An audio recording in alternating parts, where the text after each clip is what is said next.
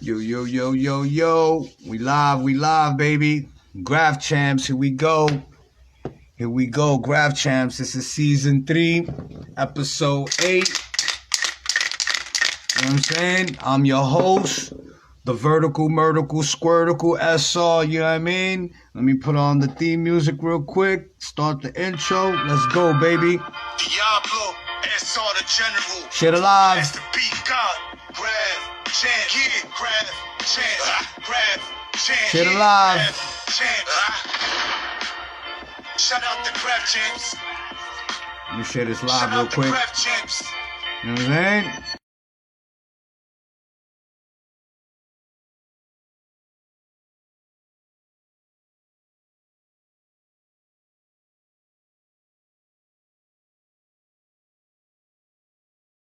Supreme Claim. Radio interview with all the icons, the ones that led the way to all the fallen legends, the ones that set the stage. Yeah. Moment of silence, let us remember. Whether they family or they were friends or foe, treat them a loved one, let's show them some respect, make a contribution.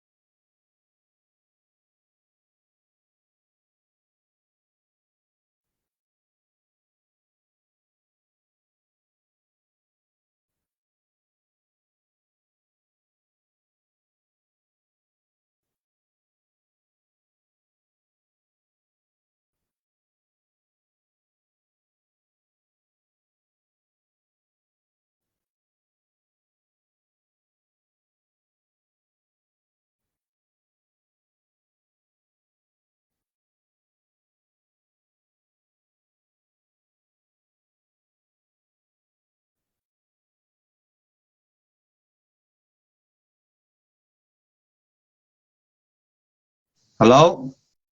Can y'all hear me? Hello? Hello? Can y'all hear me? No volume. How is it? No volume. Do y'all hear me? All right, good. Here we go. Graph Champ. So y'all didn't hear my whole intro? Oh, man. Come on, son. Stop playing. Come on, son. Diablo, SR the General, full blast the beat God. Grab, chant, yeah, grab, chant. Good? Grab, chant, Yeah. grab, chant. Shout out the Grab Champs. Yeah. Shout out the Grab We got Craig G in the building. Legendary Craig G, you heard? Shout out the Grab Champs. Straight 16 in the building today. SPEK ARSON in the building. All the Grab Champs. Yeah. Most amazing and iconic artists out here snatching it from the train yards to the rooftops to the storefronts, highways, catching wreck. SR the General. He be going crazy, bro, from his Instagram account, Supreme Clientele Radio. Salute to Peru in the building. The ones that led the way. Salute to all the fallen legends, the ones that set the stage. Yo, salute to Supreme Clientele Radio, baby. Whether they family or they were friend or foe. Pay them a love them, let's show them some respect, make your contribution. Salute to the 1718 Collective, you heard? S Street Media. Salute. Chasing hard to getting up, prepared to I see you, Big Tape. Salute, brother. Never scared to not. Let's show them love while they breathing. Share alive. So tell a friend to go and tell a friend. Tell a friend. Use it though, from the start to the end. Let's show them love. Shit alive, yo. Shit alive. On your post, shit is post up on your storyline. So tell a friend to go and tell a friend. Tell them interviews are dope. From the start up to the end. Let's show off. Shit alive, baby. Shit alive. Repost post on your post. Shares post up on your story. Salute to Junk Magazine. You heard? Them niggas got it, yo. Salute to my niggas, Junk Magazine. Salute to fucking Supreme Clientele Radio. You know what I'm saying? Salute to my GAT crew niggas. They got their fucking show on Grand Street in Brooklyn. I think it's 90 Grand Street, man. Salute to them. Salute to my KED family. My Straight 16 family. Salute to my guest, the legendary, one of the greatest ever to touch the mic, nigga. I said it. We could debate this all day. This is the motherfucking man, Craig G, my nigga. We got Straight 16 in the building. The first battle MC site on IG. The Papa Dogs in this shit, you heard? And we got the top gun from that motherfucking platform. The King, SPEK ARSON in the building. Yo, a lot of fucking fire going on right now, but let me not even leave my motherfucking nigga Craig G, my nigga. Come on. Craig G. We can't leave that nigga waiting. Yo, salute Castro. I see you. Everybody share the live, my nigga, because Craig is about to come on, and I know a lot of niggas want to watch the reruns, but y'all niggas gotta catch the live, bro. We get thousands and thousands of fucking views. Y'all niggas gotta watch that shit live though. Salute to everybody. Let me get the man himself in here, man, because I've been waiting for this for a long time, bro. Craig G, my nigga, come on. It don't get no better than that, my nigga. Craig G, I send you the invite, Craig. Yo, Go. Go. What up? Yo, Craig. Yo, before anything, bro, I want to salute you and thank you for taking time out your busy schedule to fuck with Graph Champs, bro. Thank you, bro. We go back, my G. You already know, but shit, I'm a little under the weather, but I'm good. Having old man problems. I got a kidney stone. Yo, man, sorry about that, man. I hope you said on the 8th. On the 7th, yeah, they're gonna take care of the shit. So I've been dealing with some pain, but you know, I'm thugging it out. It's good though. Yo, man, that's that grown man problems, yo. We about to fucking go through, yo, there's grown man problems, right, Craig? A lot of these niggas don't know about that shit yet. Where your knees make noise when you get up and shit like that. Yeah. That's 50, that's man. a fact.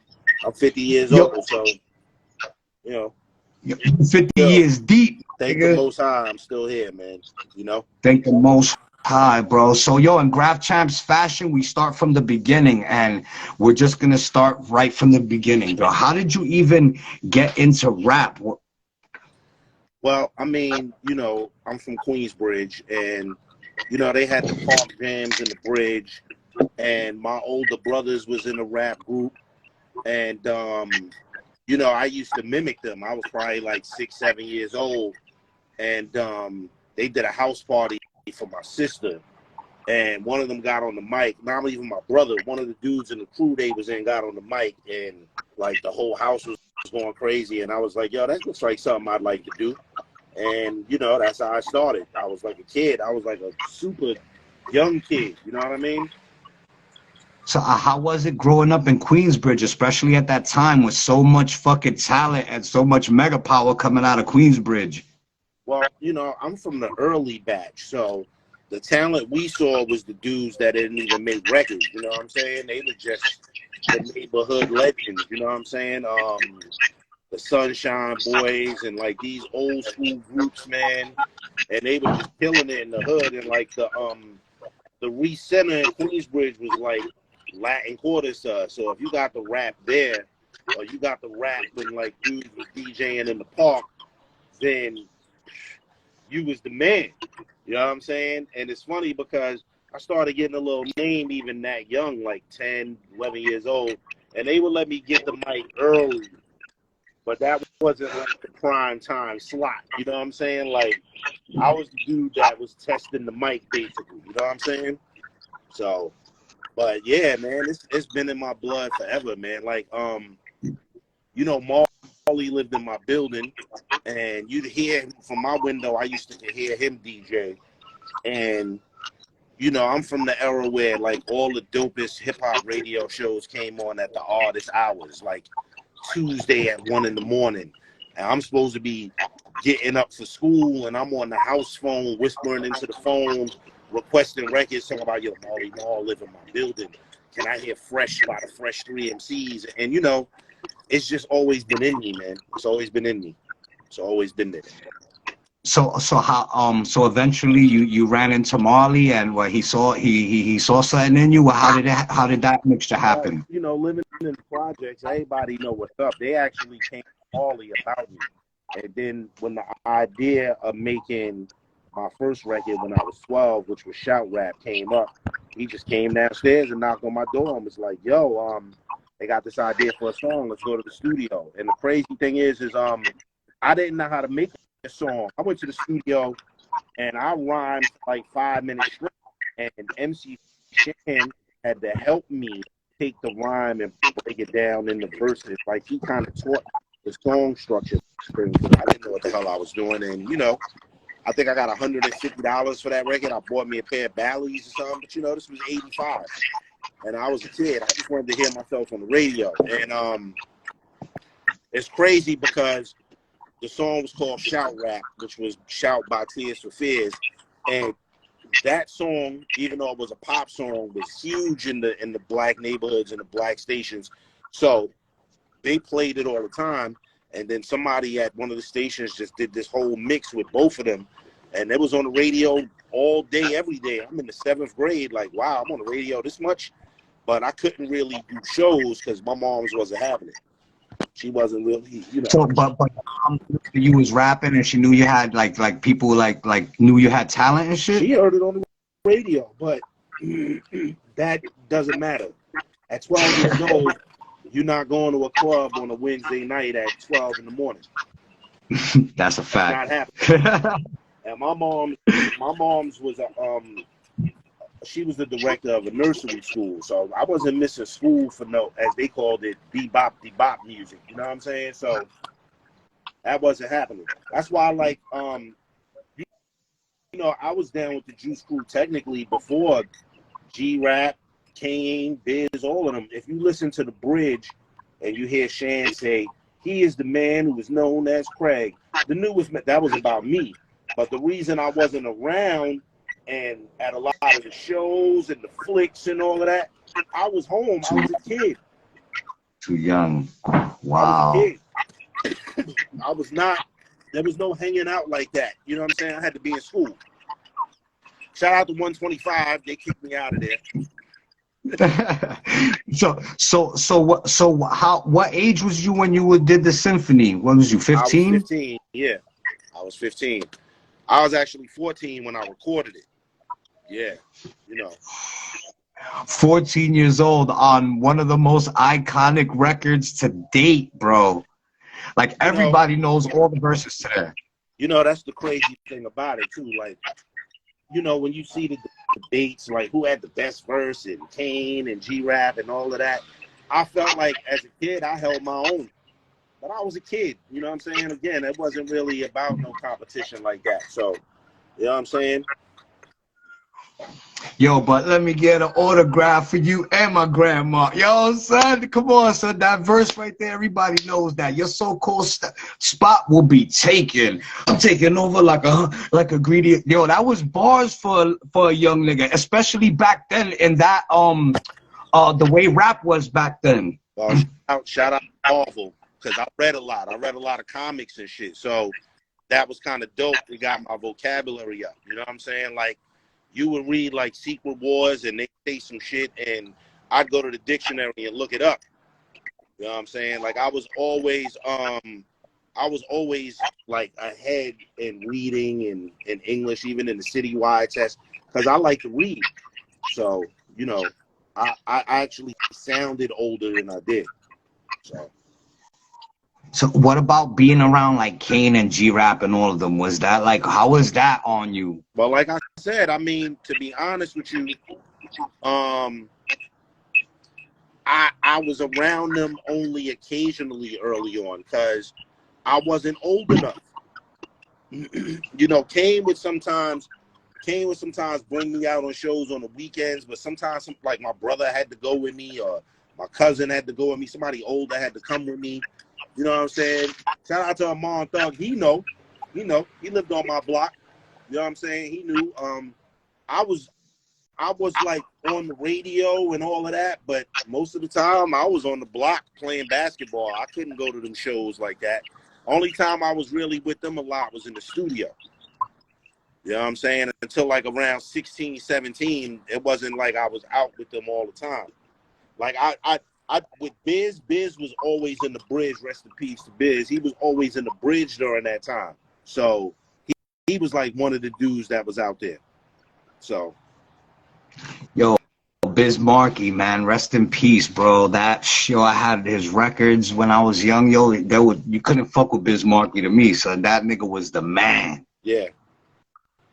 You know, like it's crazy because even being from the bridge, you know, it was all type of shit going on. You know what I'm saying? But I was known in the hood as the dude that could rhyme. And the crazy thing is, like, the goons wouldn't want dudes like me on the block. They wasn't trying to hear that shit. They was like, yo, you can't be over here, man. Go to the studio or something. You know what I'm saying? Like, my brothers in them were the knuckleheads. I was always known as an MC in the hood. I'd battle anybody on the block. It was always, you know, something crazy like that. But, you know, yeah, I was also a beatbox and shit. Like, I engulfed everything with hip hop, even graffiti. But my tags sucked. I wasn't good. Yep. My joint was tag 86. I still sign that in people's books to be funny, but I sucked at graffiti. I sucked. I wasn't that good. But I used to pop lock. We had a crew called Twice as Nice. You know what I'm saying? But, like, I used to DJ too. Like, you know, I know how to DJ a little bit, but when it came to graph, I was trash. when you turned 17, 18, that you got to, like, go out more and spread your wings and shit, what was the first project you did?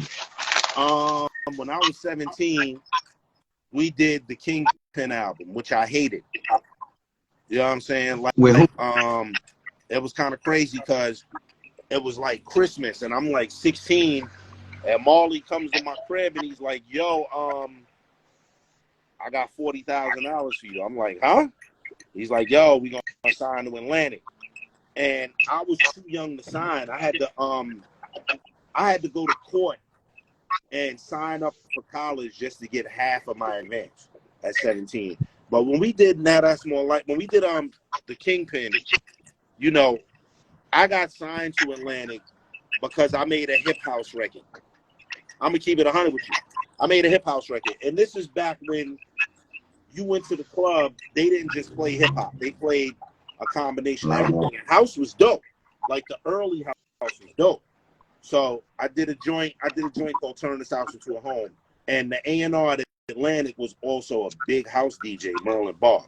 So I got signed on the strength for that. Now I'm 16 years old, and they're like, yo, we need a couple of more hip house joints on the end. I'm like, okay, whatever. You know, I'm like, all right. We rushed that whole project, and I could not stand the Kingpin album. There was a couple of joints on there, but I hated that album. Hated it. Actually, I hated it so much. The second album was called Now That's More Like It. That's Jules right there. Yeah. Wow. What's your favorite body of work? My last project, The Fragile Ego. That's probably my favorite project. Like for real. It was an EP. It was top 20 on iTunes. You should pick it up. If you want to hear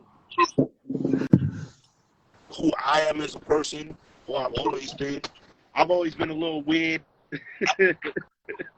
I've always been kind of like a loner. You know, I don't know if my man Mom Thug is still in there, but I would walk around Queensbridge rhyming to myself. People thought I was crazy. I'd be walking around the block like I was all the way in. So I was a little antisocial, which I'm trying to work on. You know what I'm saying? But The Fragile Ego is really about just life in general, man. I'm telling you, like, that's my favorite project for real. I think it's my best body of work. Only problem I would say with it was I should have did more songs on it, but I felt like I got the message across like in 7 songs. I was like, okay, bet, that's it. So it was 7 songs deep? Yeah. You can get it on iTunes right now. Hold on a second. So Like my clip. No doubt. So now after you start putting shit out and shit, what about Shantae and Roxanne Shantae? Yo, that was one of the first. Yo, I had fucking all her records too when I was mad young, my nigga. Well, you know, she's the mother of the Juice Crew. She's the mother of a Juice Crew. You know what I'm saying? She's the mother. So, hold on a second, yo. It's not a cigarette. It's not a cigarette. Yeah, my bad. My bad. Yeah, nah. I'm doing something. Yeah, my bad. I remember Mr. Magic, so, yo, listen, Rap Attack, Mr. Magic, nigga, with Runaway. What I was saying, cutting right? that shit up. Let me finish saying what I was saying about Shantae. She is the mother of the Juice Crew. Like, without her, we wouldn't have had the strength to form it like we did. Like, Roxanne's Revenge was so big. Like, she would bring us out to shows with her, and she didn't have to do that. So, but again, I couldn't go to all the shows, man. I wasn't old enough.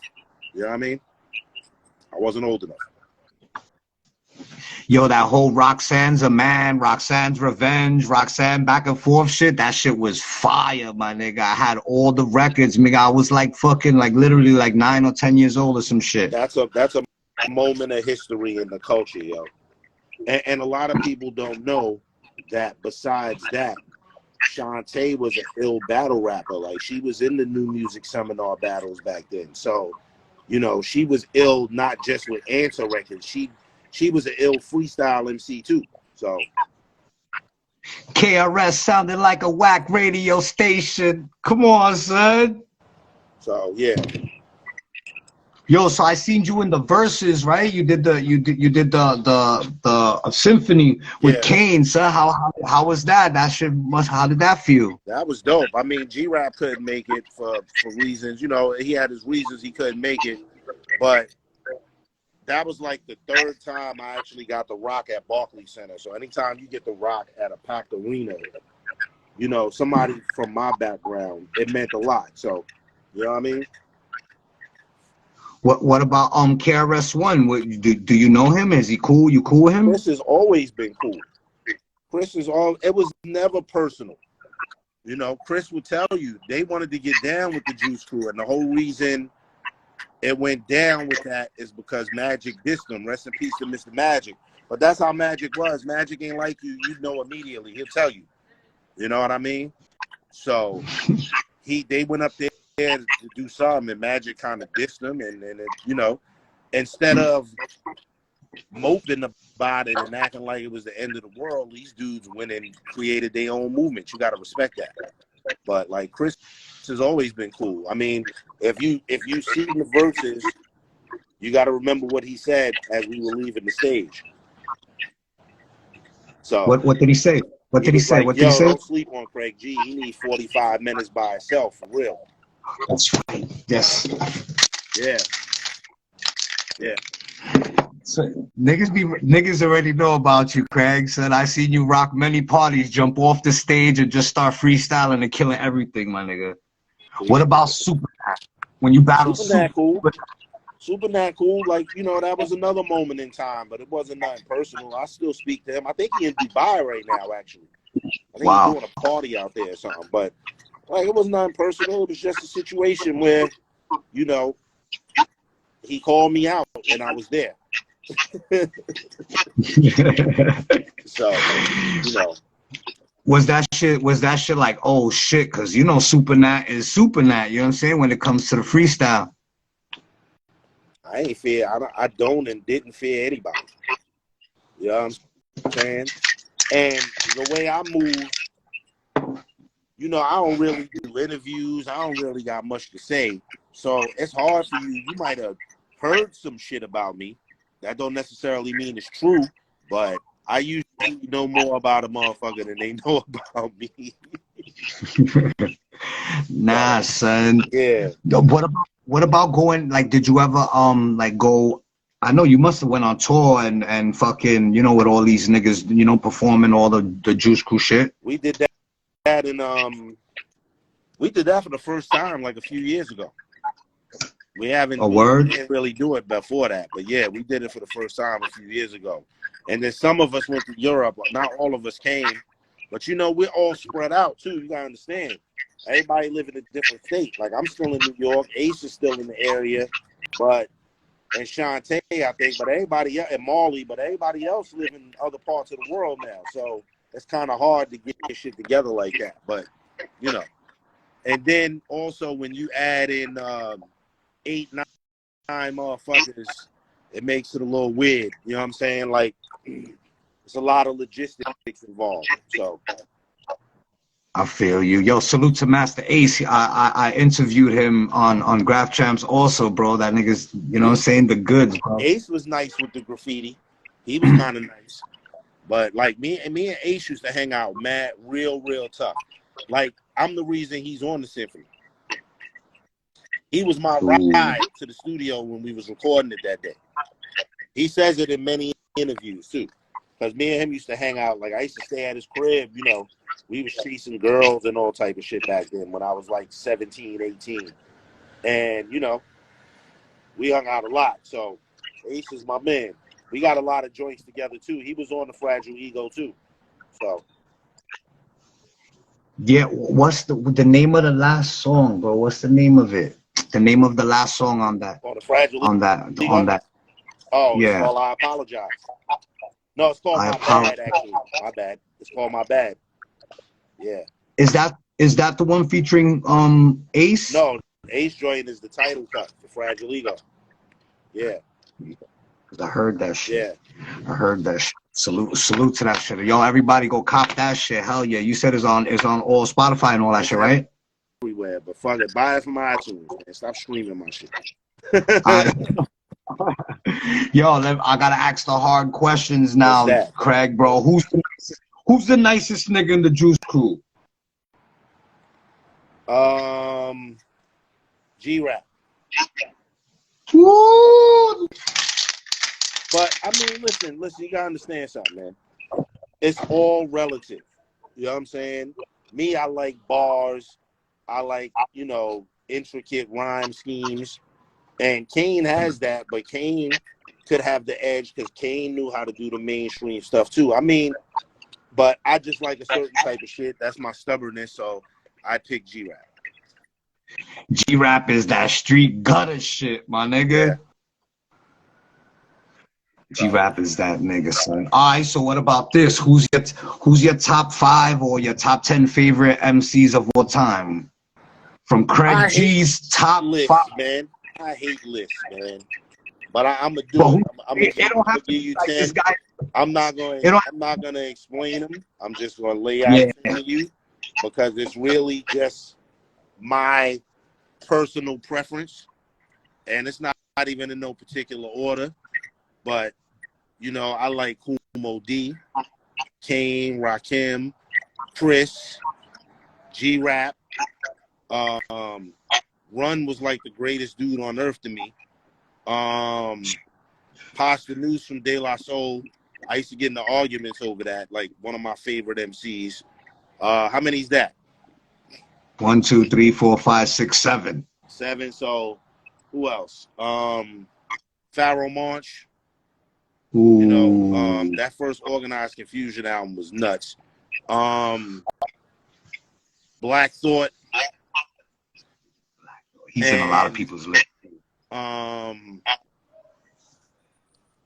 Who else? I'm missing one. Give me a second.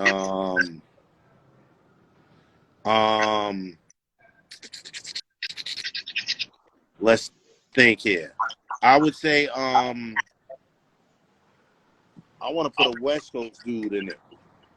DLC, but he's from Dallas. DLC might have been one of the illest dudes and so ahead of his time. if it didn't go left with him with the accident.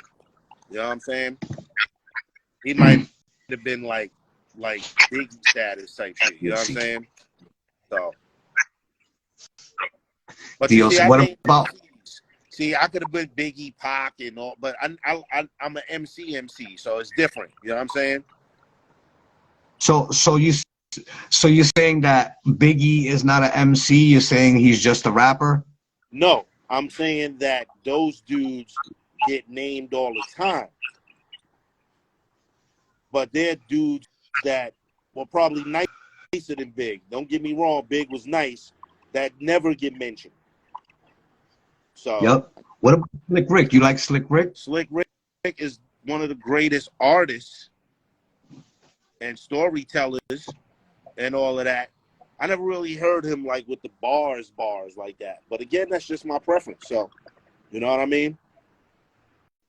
So what about the illest flow? Who had the illest flow ever? I really, like I said, man, flow ain't important to me. I like the acrobatic shit. You know what I'm saying? Like where a nigga could break a flow up and fall back on beat. Like, again, man, I'm different, man. I'm not, you know, my thought process is totally different. So, kind of weird. You can't really pinpoint it. And I said Rakim. Yeah, you said Rakim. What about battling, like Rakim, battle rap? Lyrics of Fury. Like, Jesus Christ. Come on, man. That was like acrobatics. You know what I'm saying? I said Rakim.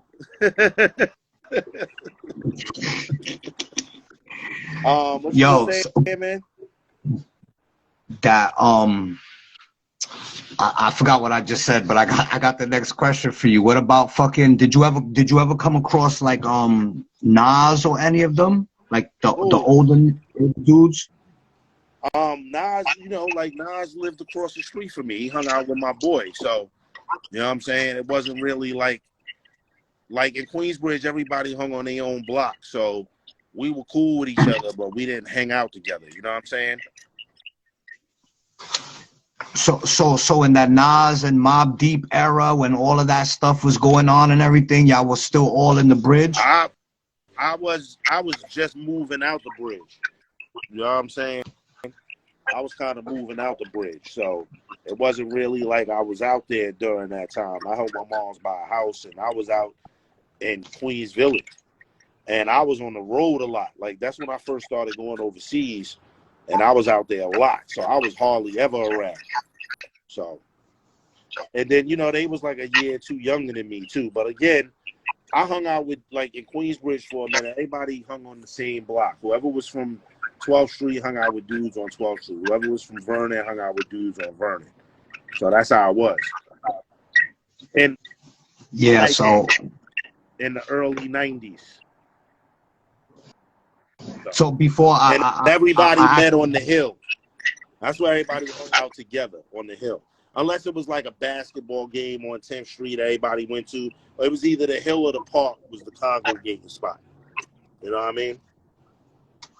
Tell me about one of the craziest times, since you say they did the park jams and all of that. And niggas used to rap, blow it up, all that shit. Dude, tell me one about like a crazy ill battle or something that happened.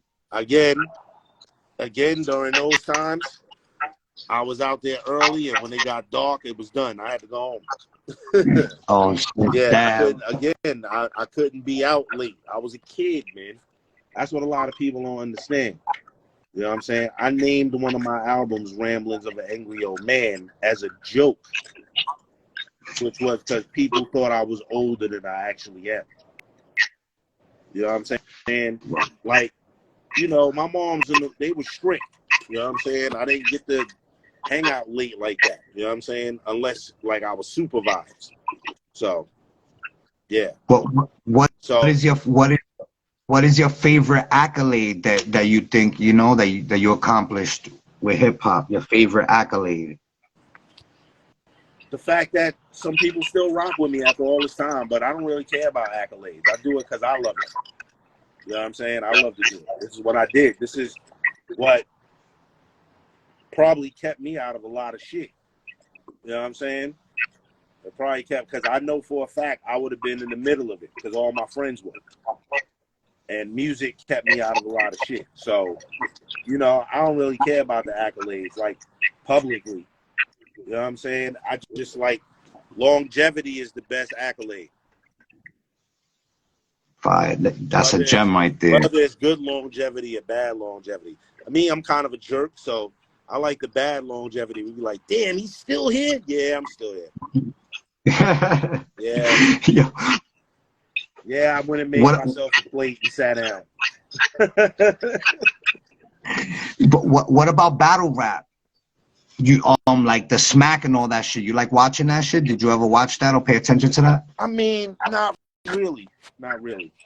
Because because like when we battled, you know what I'm saying, there was no preparation.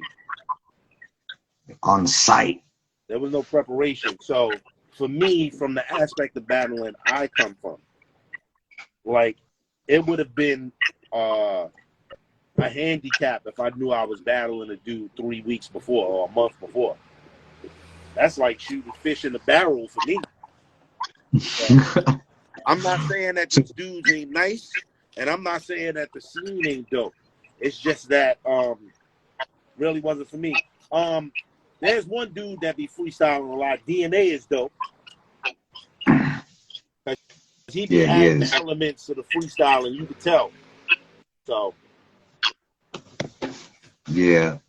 You remember when we went so Jack could battle Nems? You remember that shit? I actually saw Nems, and we talked about that for a second. Yeah. And Prospect Park. Yeah, I seen Nems. I was like, damn, yo, you came a long way, my G. So that's a fact, yo. Salute to that. Yeah, salute Nems. Real. Yo, that's my man. He a funny dude. So yeah, I remember that. I swear I just spoke to him about that. That's funny. Yeah, I interviewed him and we spoke about that shit too, bro. Yeah. Have you seen Jack? Have you seen Jack? I actually spoke to him briefly a minute ago, but I ain't really see him. I be speaking to Johnny Walker a lot. You know what I'm saying? He had a kid. He chilling. Oh, shout out to me. One always used to let me shoot videos at 5 points. I was being a pain in the ass up there. Good looking. Yeah. You know what I'm saying? Like, yeah, you know, everybody doing their own thing. You know what I'm saying? We getting older, man. So that's right. Yeah. Word, but fucking what about 8 Mile writing battle rhymes for 8 Mile? Let's get into that. That was kind of interesting, you know what I'm saying? Because they had actors, and you know, I went and did the joint, you know what I'm saying, and they had to fly me out there to help coach the actors. You know what I'm saying? But it was a dope experience, and I appreciated it because they handpicked me to do it.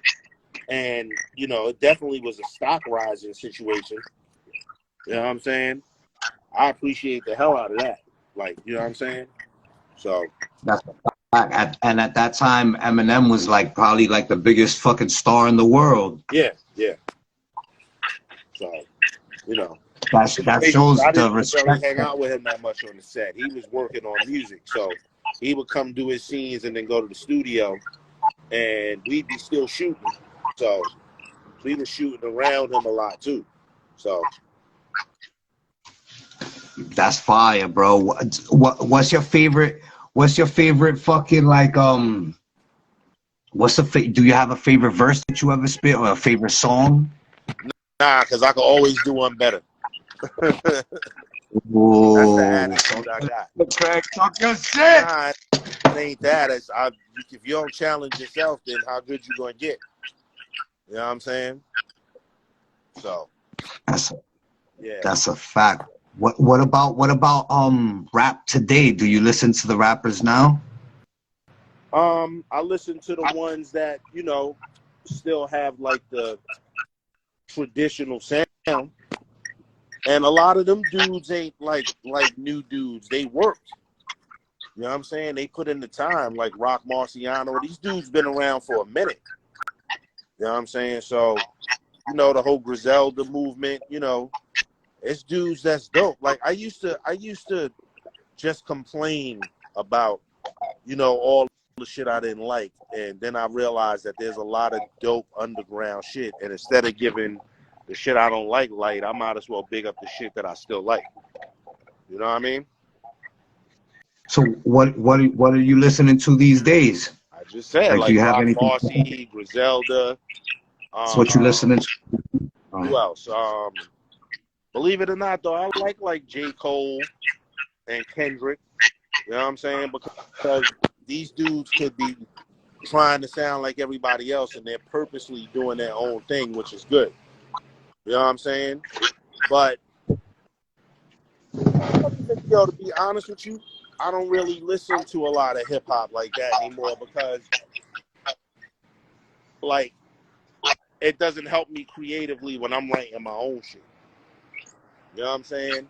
There's nothing against them. There's nothing against the genre. I'm hip hop to the bone. But when I'm in the crib, I be listening to 80s pop. Or some old school rockers or some old school dance hall. You know what I'm saying? Because, like, for me, you don't want to be subliminally influenced by nothing. You know what I'm saying? So I kind of just try to not even really pay attention to it like that. So. And what's your mindset like when you're trying to write a song, or just when it just comes to you start writing, or do you sit down and like, all right, now I'm gonna concentrate? Like, well, how do you do it? I'm not telling y'all that. God damn it. That's you want to know my KFC herbs and spices, man? Nah, B. Nah.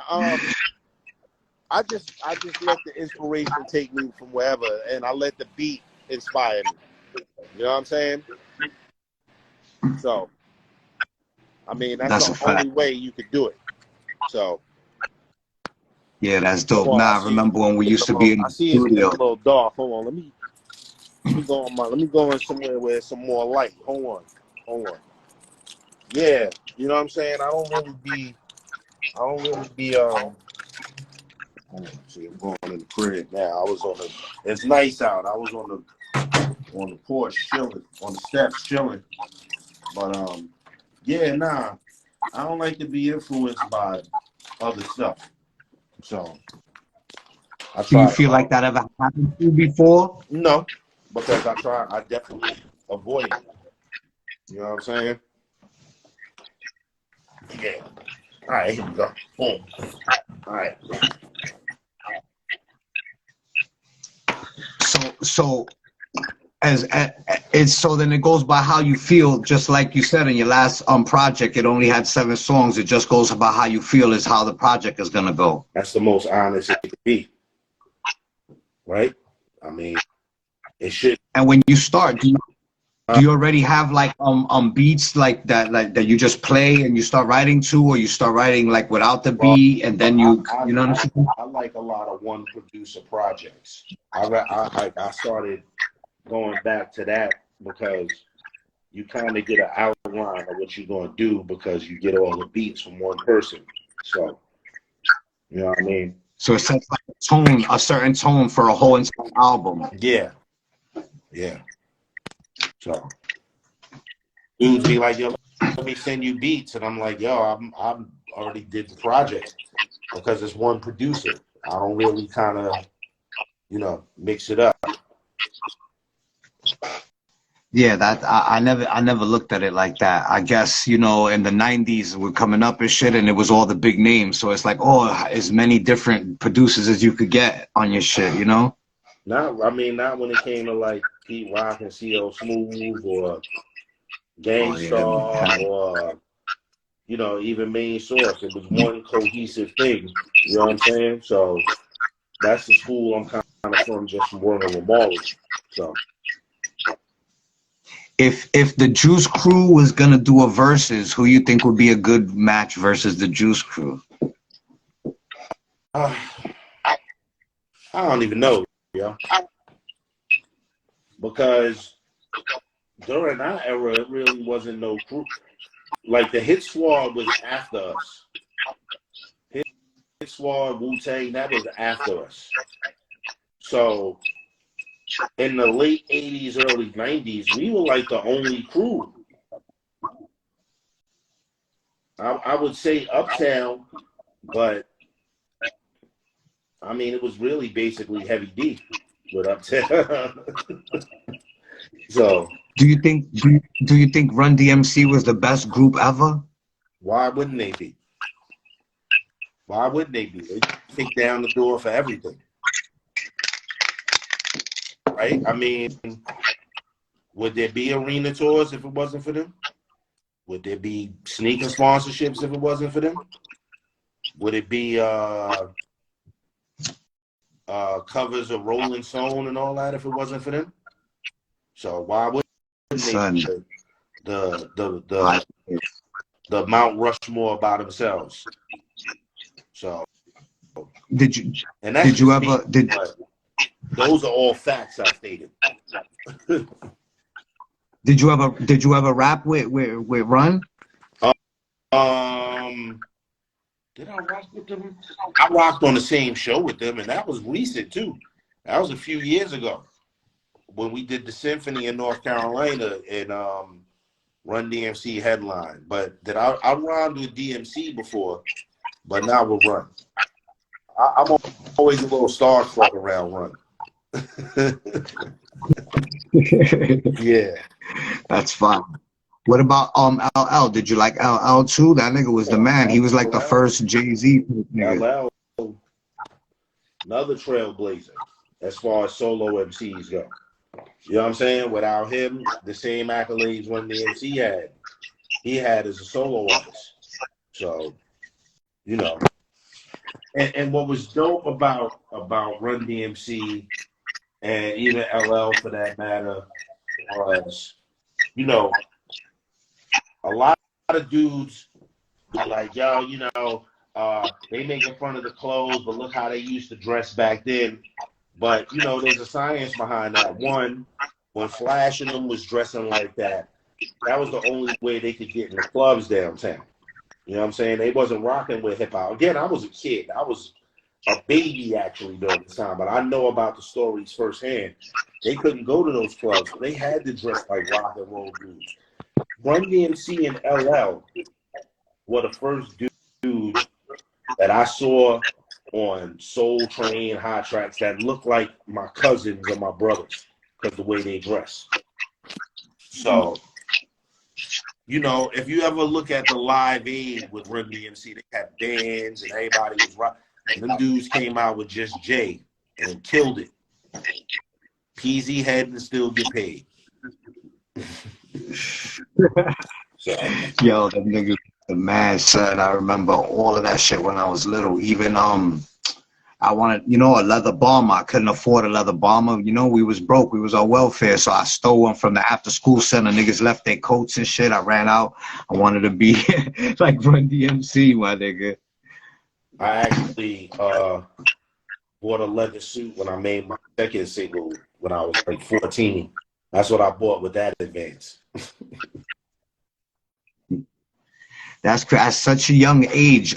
Did like having, you know, being able to do things like that and everything, you think it tainted you as a 14-year-old and all of that? Nah, because besides being on the radio and having a couple of extra dollars, I was living regular like any other regular. Listen, my family wasn't like that where, you know, oh, you a star. I still had to take out the garbage and go to the store. And I was a kid. And this is in the early 80s when you had to be in a kid's place. You know what I'm saying? But you would get recognized. You would get recognized by people though, like, oh shit, that's. Not then. There was no videos yet. That didn't start happening until the symphony. And it made me feel weird because I'm antisocial. So I couldn't understand why everybody was staring at me. I didn't like it. Wow, that's crazy. So if, let's say, the technology would have been out then with all the, do you think you still would have did it? You still would have rapped? We just wanted to be on the radio. You just wanted to hear your shit on the radio. That's it. We wanted to do. That was the pin. Videos weren't. And you accomplished videos that. wasn't even a thing like that. And when I like, you know. So, but what's crazy is that, you know, I didn't know it was national, like, you know, MTV Raps and all that, because it was just Video Music Box, and it was like I couldn't go anywhere in New York. You know what I'm saying? So, yeah, it was weird. Video Music Box. Yeah. Video Music Box is damn, son. I used to love that shit so much to run home from school because it starts at 3:30, my nigga. Run, because I don't want to miss nothing. Was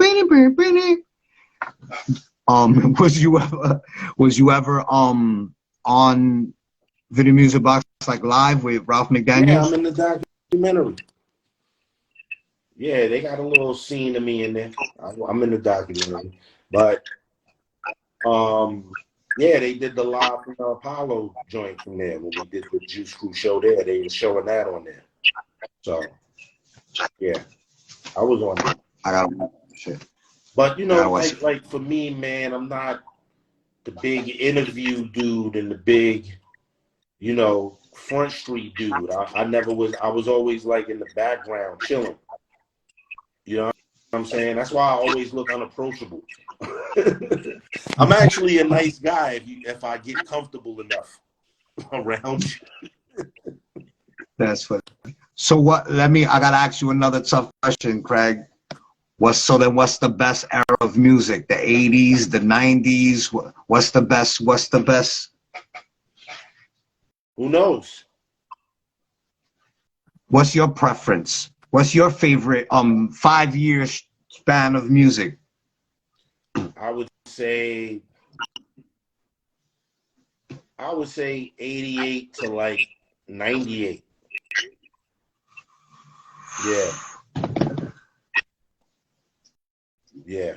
So that's Kane, everybody. But what's dope is there was a dope era before that, but this is when like real creative whole albums were coming out, not just singles, like entire albums.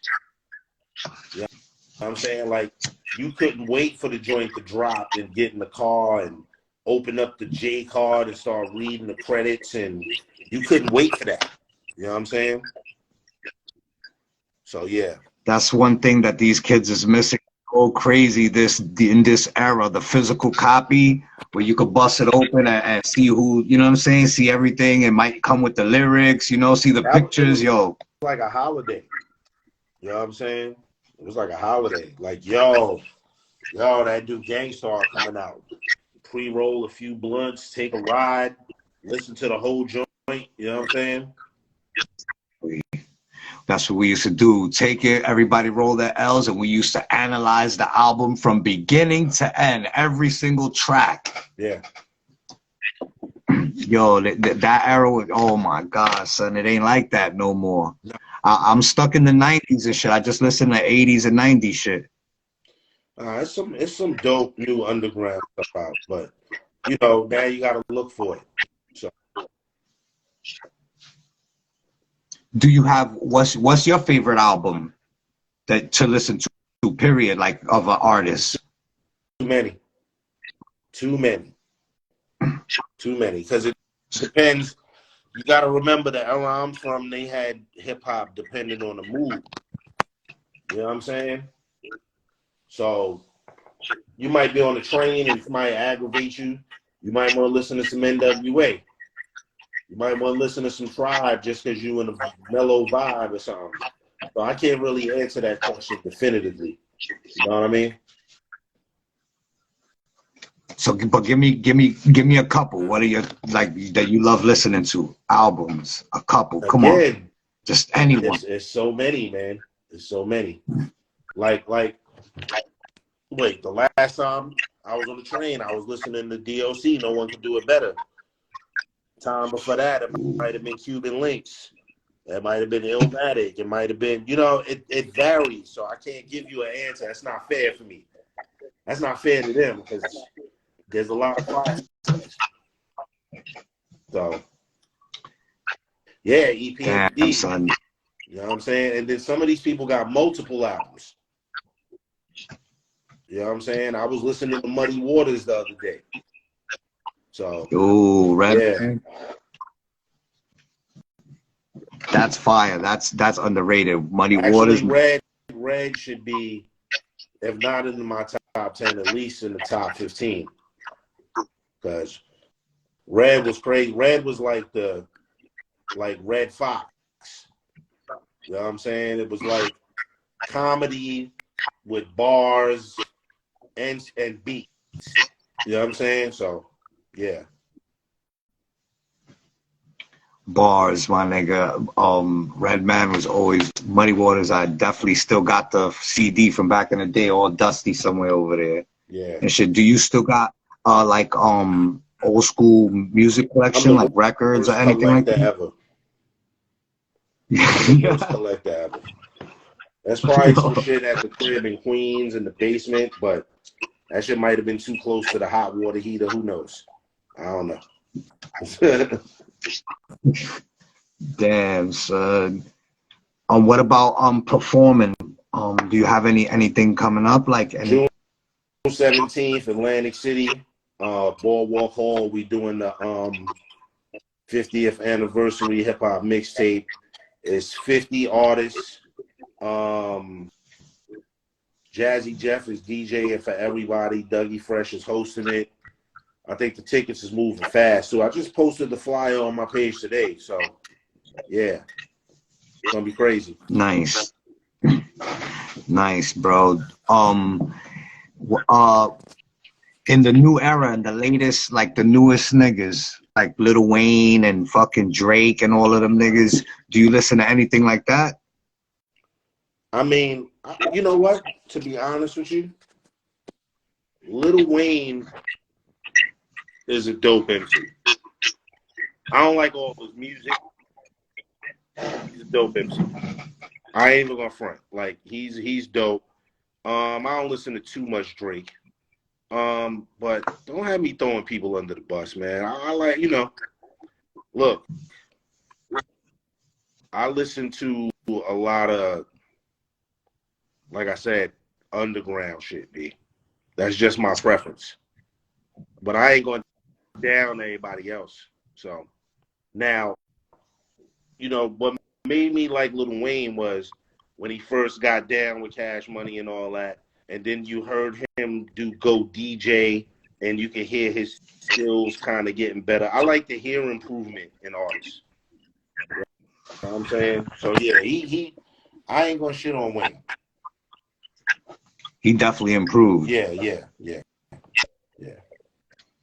He definitely. What about beats, bro? Without the annoying voice sometimes or the beat, some of that shit he said, if he'd have said on some boom bap beats, a lot of people would probably be like, "Oh, he's nice."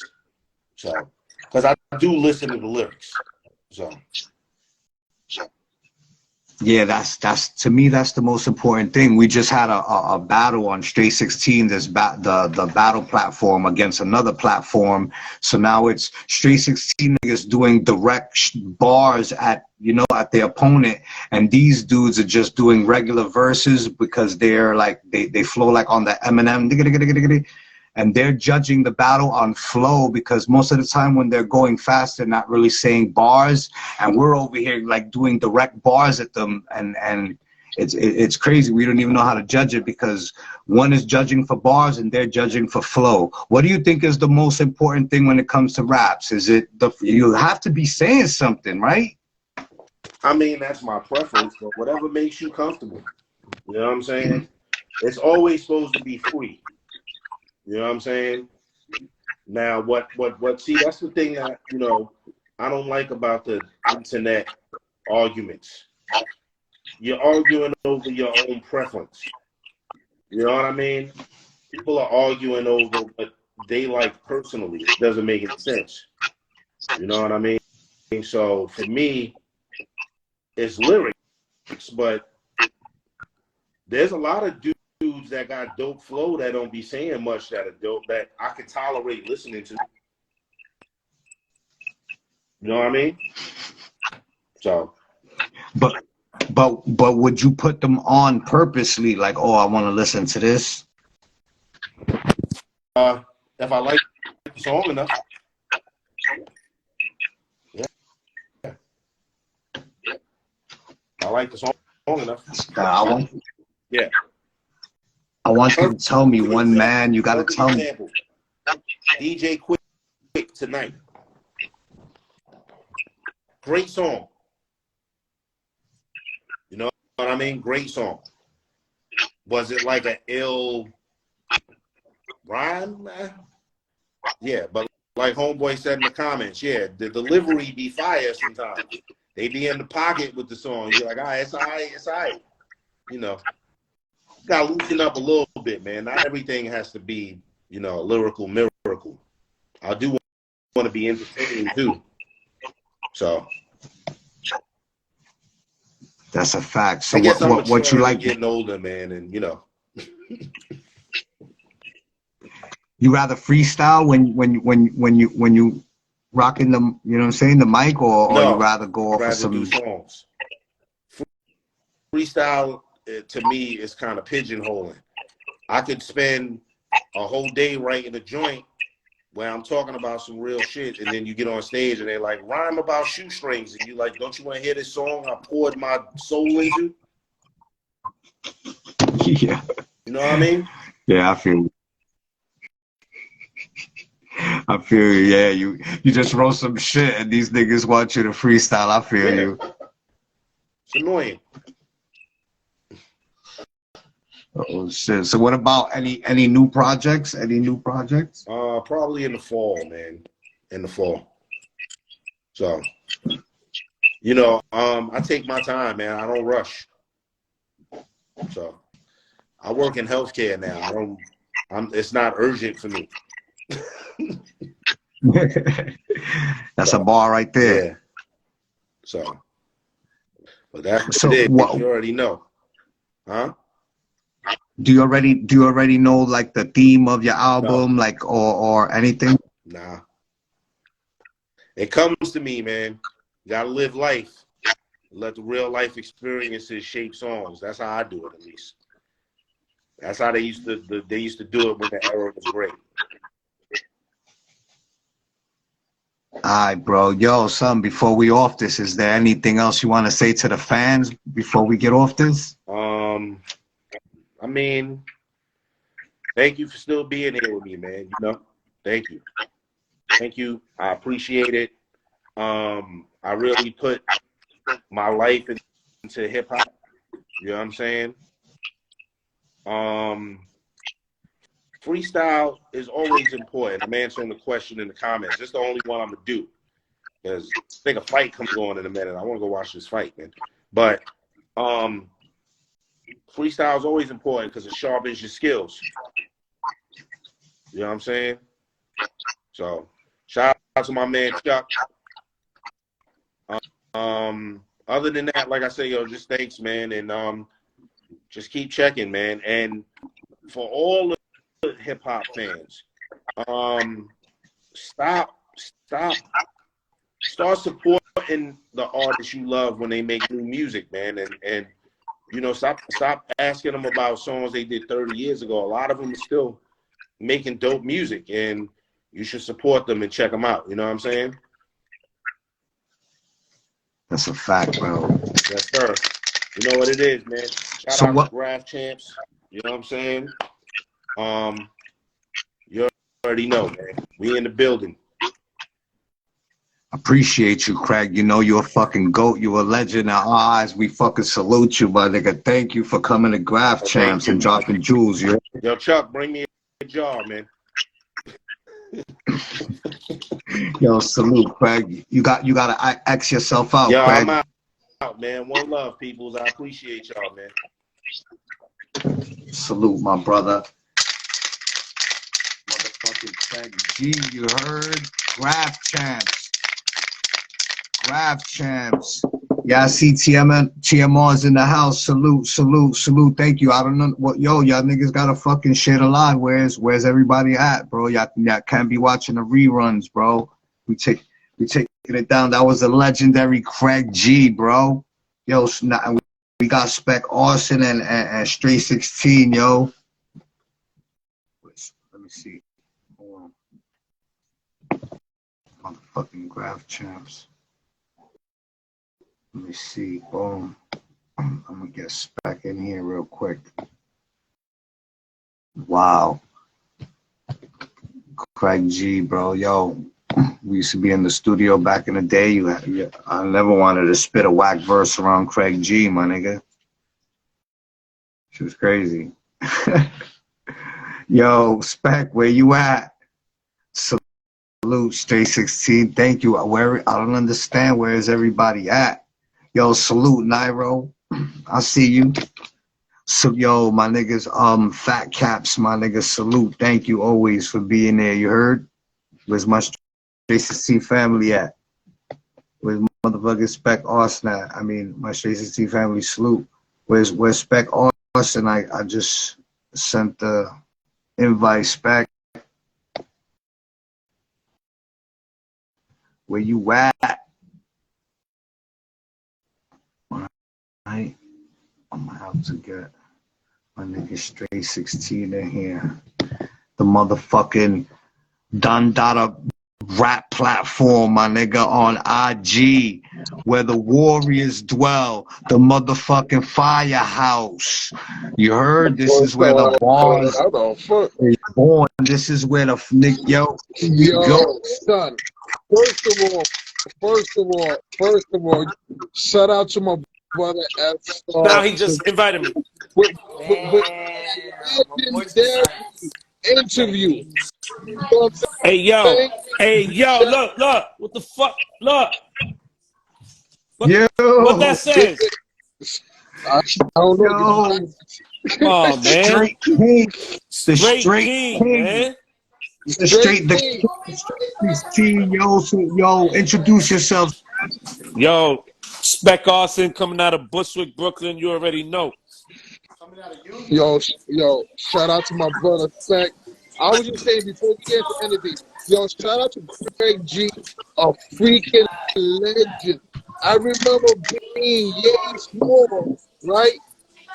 Me, 4, 5, 2 of my other friends, little kids, were acting like we was in the symphony, trying to act out each artist. You know what I'm saying? Rap it along in the living room. So to see him convert to my brother, started generating, I found out. You know what I mean? Like, that's legendary. You know what I'm saying? It just shows that how big this platform of graph chance is growing. Yo, that's the wild life behind you, bro. Yo, when I heard that at 12 years old and 14 years old, he was already making music, that was wild crazy to me, bro. He said when he did a symphony when he was 14. That's crazy, boy. Crazy, bro. Epic. That's Yo, SPEK. You gotta go to a different room to tell man love. The background. Oh, you could hear everybody in the background? Damn, I got the headphones on too. Fuck. Let me see. Yeah, yo, it's 14 SR. But shout out to you doing a legendary job. Let me check live real quick. Let me put this word live. word, man. I don't know. Okay. I know it's Memorial Weekend, you know, everybody out and about, you know what I'm saying? But yeah, you got this is legendary. I'm just sharing the live right now, real quick. At the end, it tells me how many people popped in and out and shit. Yeah, so I'm yo, you just gotta start. This is the weekend when everybody, you know what I mean? Yo, what it is, Mo Styles in the building. I see you. Yo, I wanted to fucking interview SPEK real quick, and I wanted to just get his whole perspective on how he got into rap and into the bars, and even when you want me to step out quick? yeah. I'll invite you after he's done. All right. Let me see. I can get out. How can I get out? Sorry, do this shit. Exit out. Tap your screen and then exit out. Yep. Yo, thank you. Yo, salute to you, SPEK. Yo, I just wanted to say, thank you for coming on Graph Champs. And the reason we got you on Grass Champs, this shit is about niggas that impact the culture, add to the game.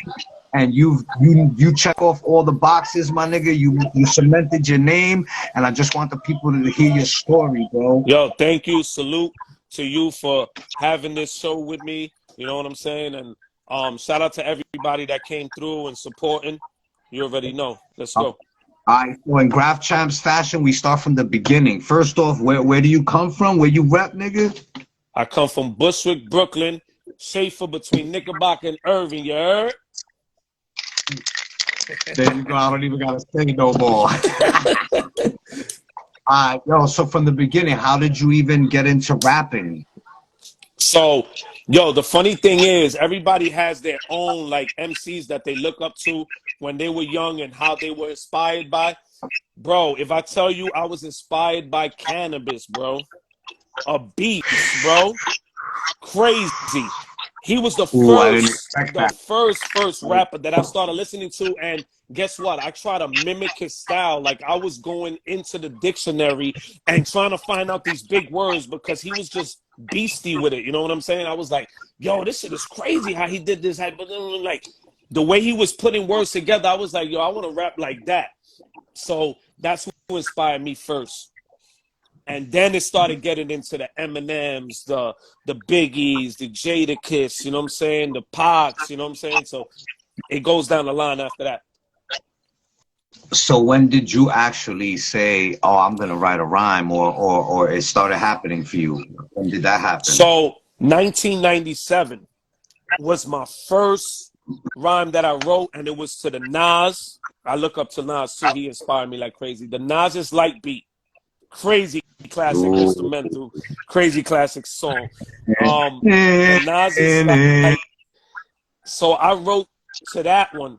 And back in those days when I recorded in the studio, no, first I recorded on tape deck, and you put the tissues on the top of the tape decks, and then have the microphone connected to the that shit was wild crazy. Because when you look at those days and then you look at how we did it now, it's like damn. Then from there it transitioned to ADAPs, right? ADAPs. Yep. ADAPs, yeah. Yep. That's when I was in Mello's studio. His name was Mello. He was in Brooklyn. He was right there by Wyckoff Hospital and shit. That's the studio I used to go to. And then after that, I went to Koyo, SPMG. Shout out to Koyo, SPMG. That's my guy. You recorded with Koyo. Yeah. Solo pa mi gente, you heard?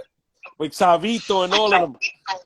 Yes, sir. Salute Daddy Cortez. You heard? Yeah. So it started. Wait. But I want to back it up a bit. Yeah. So when you started recording, and what was the first? Do you remember the first song you ever wrote? Like your own dolo song? Was you just a straight dolo nigga rhyming? Yeah. At first I was straight dolo, and then I formed a team with E, because I met E in junior high school. I mean, in Satellite Heights, in high school, Satellite Academy. In E Danger. Yeah, E Danger. I met him over there, and then we formed Most Wanted. Ooh, so you formed Most Wanted when you was in high school. Yep. Before it became Most Wanted, it was what was we called? Oh man. We had another name before we created Most Wanted, because Crazy Joe went by my rap name, Suspect, because I first had it as Suspect, and then I shortened it down. Yeah, it was Suspect at first. Okay. So that was your first rap name, Suspect? No, my first rap name was Pape G. It was Pape what? G. So it was like Papers for short, and then I put the G for like thousands. It was a whack ass crazy name. but I had a meaning for it. So it was power against people except for God. So that's PAPEG. So it was like that. So I broke it down like that, and then it went into Suspect, And then eventually, you know, we shortened it to SPEK, and then it was SPEK ARSON. You know what I'm saying? And Okay, so now as SPEK ARSON, that when SPEK ARSON, what year was that? ooh, SPEK ARSON came real late. I was suspect for mad years, bro. That shit came like around like 2008, 2009, and shit like that. That shit was late. So you dropped a few projects as suspect though, right? Yeah. I dropped what I dropped was a Heart of New York mixtape with DJ John Blaze, the legendary, and Bushwick. John Blaze, shout out to John Blaze, man. That was my first mixtape. Heart of New York, fire, classic mixtape too. I love that. That was my. Everybody when they hear me rap today, they were like, "Yo, I want to hear the SPEK that was rapping on Heart of New York," and I'm like, "You can never go back to that. You can never go back to that. You're never gonna get another Heart of New York." SPEK ARSON, bro. That was when I was super hungry. Like when you first come out and you just want to kill everything. That's what those years was like. You know what I'm saying? So Yeah. but me and John Blaze, we still cool. We still, you know what I'm saying? We still here. He was in the Straight 16 event doing the Yes. DJ thing, killing it like always. He's still doing him. You already know. Yeah. He controlled the whole party with the vibe he was throwing. Yo, did you ever feel yourself chasing that? Trying to compete with the or damn son, I'm trying to be more like the SPEK from back then. I'm trying to get some of it back. At first, yeah, because when a lot of people were requesting that SPEK ARSON, I was like, damn, it's hard to tap into that. You know what I'm saying? And it's like you picture those years to our years of what we rapping about now. It's different, bro. We talking a different lingo. You know what I'm saying? We're not talking about the same shit we was talking about back in those days. So it's different. You could relate to that, nigga. What you was doing back in, you know what I'm saying? You're not rapping like that now. I would get killed every time. It's different, man. The era's changed, man. I love it though. Because you get to reinvent yourself. You get to look at yourself, your old self, and be like, damn, I used to do that shit. Damn, I used to rock those baggy ass clothes, going to these fucking events, to these showcases, and now I'm over here with like almost skinny jeans and shit like that. Almost skinny, yo. Yeah.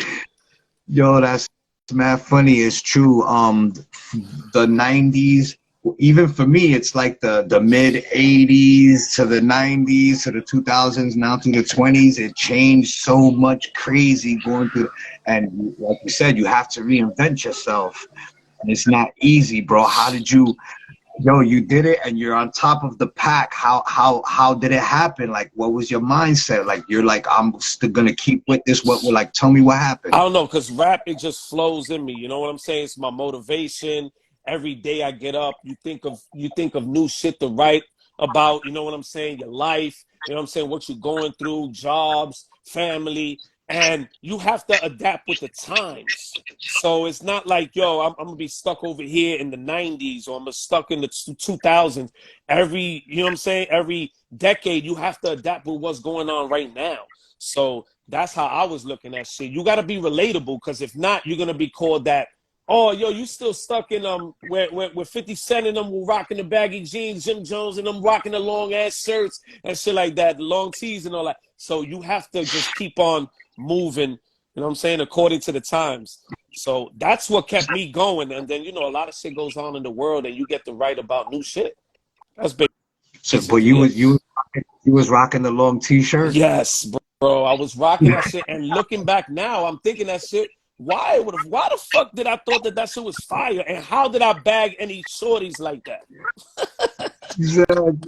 That's wild crazy to me. Yo, how were they interested in shit like that? Like, how would they be like, yo, this nigga shit almost to his fucking ankles, boy? Like, shit was wild. That shit was wild.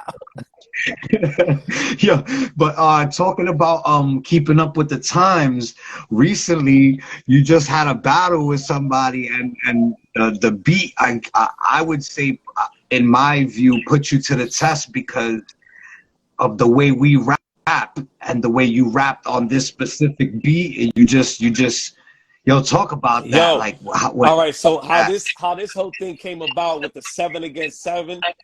the idea was just genius, first of all. You know what I'm saying? Straight 16 going against Bars Kept. And when they presented us the beats, I kind of was gonna just go with the beat that that they gave me, but then I was like, Straight was like, I don't know, and then I was like, yeah, I could adapt to it and just do what I want to do, or he was like, yo, you know what? Let me look for a beat for you. So he looked for a beat for me, and he picked a trap beat, and I know people was like, damn, this is the beat that I gave SPEK, or he can't do nothing to this beat. So I love a challenge. I'm always up for a challenge. So I was like, yo, Straight, you know I'm about to kill this shit, right? And then Straight was like, nigga, I know what you do. That's why I picked a specific beat for you. He knew that I was going to get into a different element on it. I was going to do a fast flow, slow shit, and all of that. So when I got into it, I tapped into it. I heard it a couple of times. I was like, damn, it's going to be hard to do this. You have to, first you got to find your beginning. You know what I'm saying? Once you find your first 2-4 bars, it's over after that. Like, you just flow, you know what I'm saying? You just go with it. So when I did that, I was like, how am I going to match what this guy is going to do? Because I know he's all flow. He's fire. Conti is fire. Shout out to Conti. You know what I'm saying? And I was like, I got to do something that's in his lane, in my lane, and then do something extra to bring me out in this battle. So that's exactly what I did. The way I attacked it was I did like 3 different flows in there. And I was just proud of it. I was proud of it, and I was proud that I'm putting on for my home. You know what I'm saying? And Straight loved it. You already know. Straight 16 loved it. Yo, The feedback was the crazy. reason I even, you know, salute to Conti, salute to that whole situation that happened. The reason I brought it up is because it was like you said, at the end of the day, it was genius from Straight to do it too, because that pushed your pen to go out of the comfort zone and do what you did. Yeah, and I You know what I told him, I mean? said, yo, this one is the hardest beat to write to. Nobody got a harder beat to write to than me. So it was a super challenge. It was a super challenge. Bro, that, and you aced that shit, bro. Retarded. Just flowing like and switching flows a lot. Retarded, bro. I Retarded. think everybody did a fucking phenomenal job, bro. On both sides, I'm happy. That I'm happy with nigga, everything, the outcome. everybody was like, yo, that nigga Conti was flowing crazy. Sick. His flow pockets, ridiculous. Ridiculous, bro.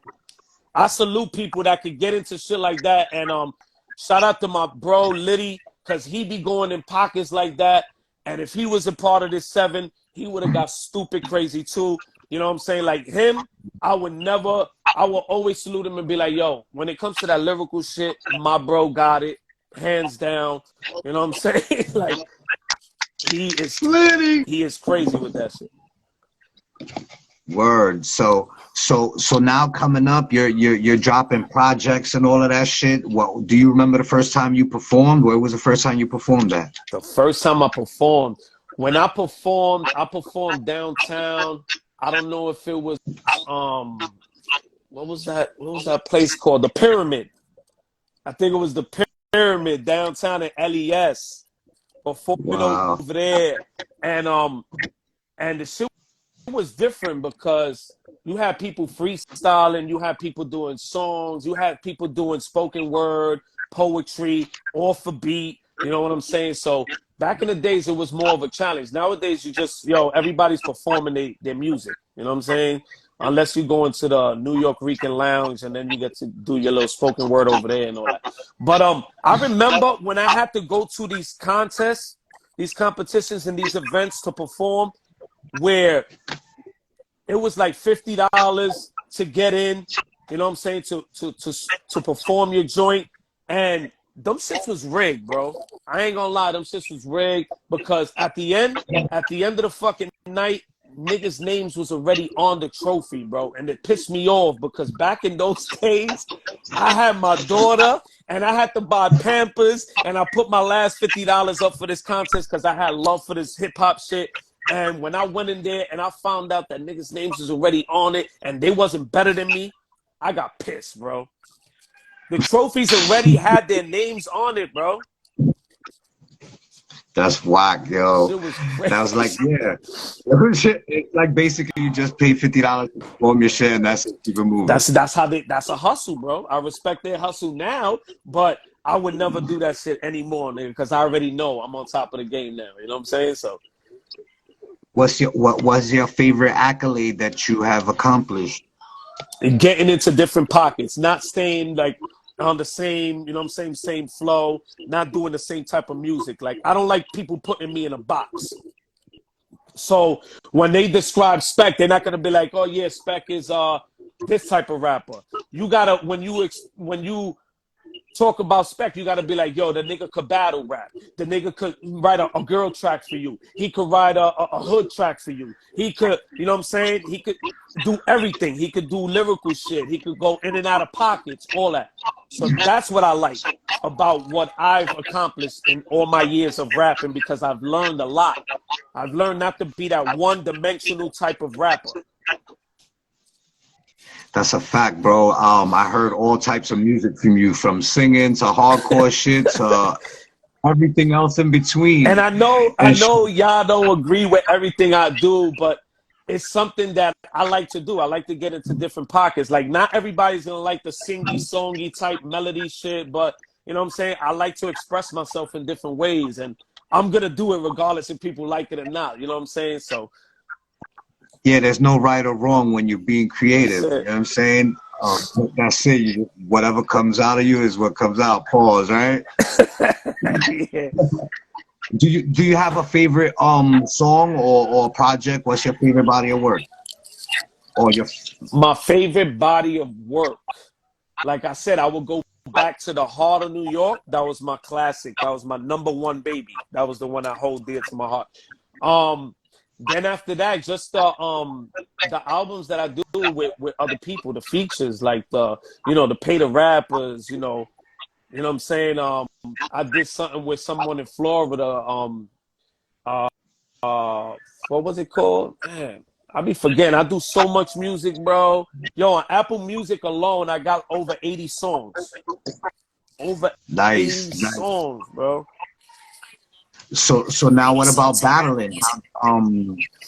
Was battling always just instilled in you from day one, or that's something that came along? Well, coming from where we come from Bushwick, you already know we hit the corners and we see a lot of people battling on the corners, and we just get into the ciphers and we just, you know what I'm saying, we go at it. We go at it with anybody, nigga. I remember I went on Bleecker and Bushwick on the corner, and I battled about 8 people. 8 people on that corner. You know what I'm saying? But when I first got into battle rap, was my bro that I met in the P's and Pink Houses. His name is Chase Banks. He's a real battle rapper. Shout out to Chase Banks. He's my bro. He introduced me to battle rap in 2015. I had my first real battle on We Go Hard. Okay, DVD? No. It wasn't DVD. It was YouTube. It came out on YouTube. So from there, when I had that first battle, Jerry West, most of y'all are familiar with Jerry West. He's a super big battler on URL now. Jerry West was there watching me do my first battle, and he saw me and he picked me up. After that battle, he picked me up. He started his own league. He had his own league. And he brought me over there. It's called the 100K Battle League. He brought me over there, and I started battling all the time. I was battling every month. Do you have a favorite battle? That you had? Yeah. SPEK ARSON versus De Niro. That's on 100K Battle League on YouTube. SPEK ARSON versus De Niro. That's my favorite battle. I think I caught a body. I caught a 3-0. Every round is sick. It's crazy. Y'all should go watch that. SPEK ARSON versus De Niro is fire. And I just want to tell everybody that when I'm in battle mode, like that type of battle mode, when it's a cappella with no beat, I can't do music. Like I have to just be stuck on that. You know what I'm saying? Because you got to think about your opponent for fucking 2 months, and you got to start writing for them and doing your research and finding creative shit that you could talk about. So I can't focus on music and battle rapping at the same time. But when it's straight 16, when I'm battling and doing shots fired over here, I could do that, and I could tap into my music. You know why? Because it's not something that I gotta be there for a long time thinking about an opponent. I just in and out. So you think that Straight 16 put a little something else, added something else to your arsenal where you could just come out with some crazy shit and spit it and be prepared and launch the missile as soon as possible? Yeah, you know why? Because they have it where it's like in the beginning it was like, yo, 59 seconds, you got to talk your shit, you know what I'm saying? And get straight to the point. And that's what I loved about it, because you got to think of your best lines to put in there in under a minute, bro, to kill your opponent. That shit is ridiculous, bro. So it's a challenge, you know what I'm saying? So I love that you don't have 2-3 minutes to talk about your opponent, because sometimes you start putting filler in there and it starts getting boring and all that. You have 59 seconds to talk your shit. You know what I'm saying? So Straight 16 put an extra battery on my back, of course. Shout out to Straight 16. That's my home, my crib. That's where I sleep at. That's where I lay at. And that guy, Lost Metaphors, he mentioned me in a comment, and you know I don't like when people mention me in comments, because then I start writing for them right away. He got a couple days to start writing for me and shoot a shot at my crib. You know what I'm saying? If not, I'm coming outside again. I just want the supporters to know that your name is Mr. Shots Fired. You know what I mean? And could you explain that? What does that mean? Okay, so the platform, let me get everything straight for the people. The platform was never a battle platform. It's not based on that. It's for y'all to come, MCs to come over there and express their talent. You know what I'm saying? Get some exposure and get busy, right? So one day I was like, let me make things a little spicy, you know what I'm saying? And I went and I said, yo, Stray, I want to do a shots fired at somebody on the platform. And I went at 7. I went at 7. Yes, shout out to 7. Salute to 7. Because he's a real battle rapper, too. He gets busy outside of Straight 16. And I went at him, and he accepted the challenge. And we was just going back and forth. We did 2 rounds. I think we did 2 rounds, yeah. And that's when I brought out the crown and all that shit. And that's when I started getting busy from there. And that's when everybody picked up on the shots fired. And niggas started getting interested. And they just started doing it too. They were like, oh, shit, I want to do this shit. I want some smoke. So I started becoming a target. I just started becoming a target. I'm just letting you know right now. Before you was going to go to your next question, because...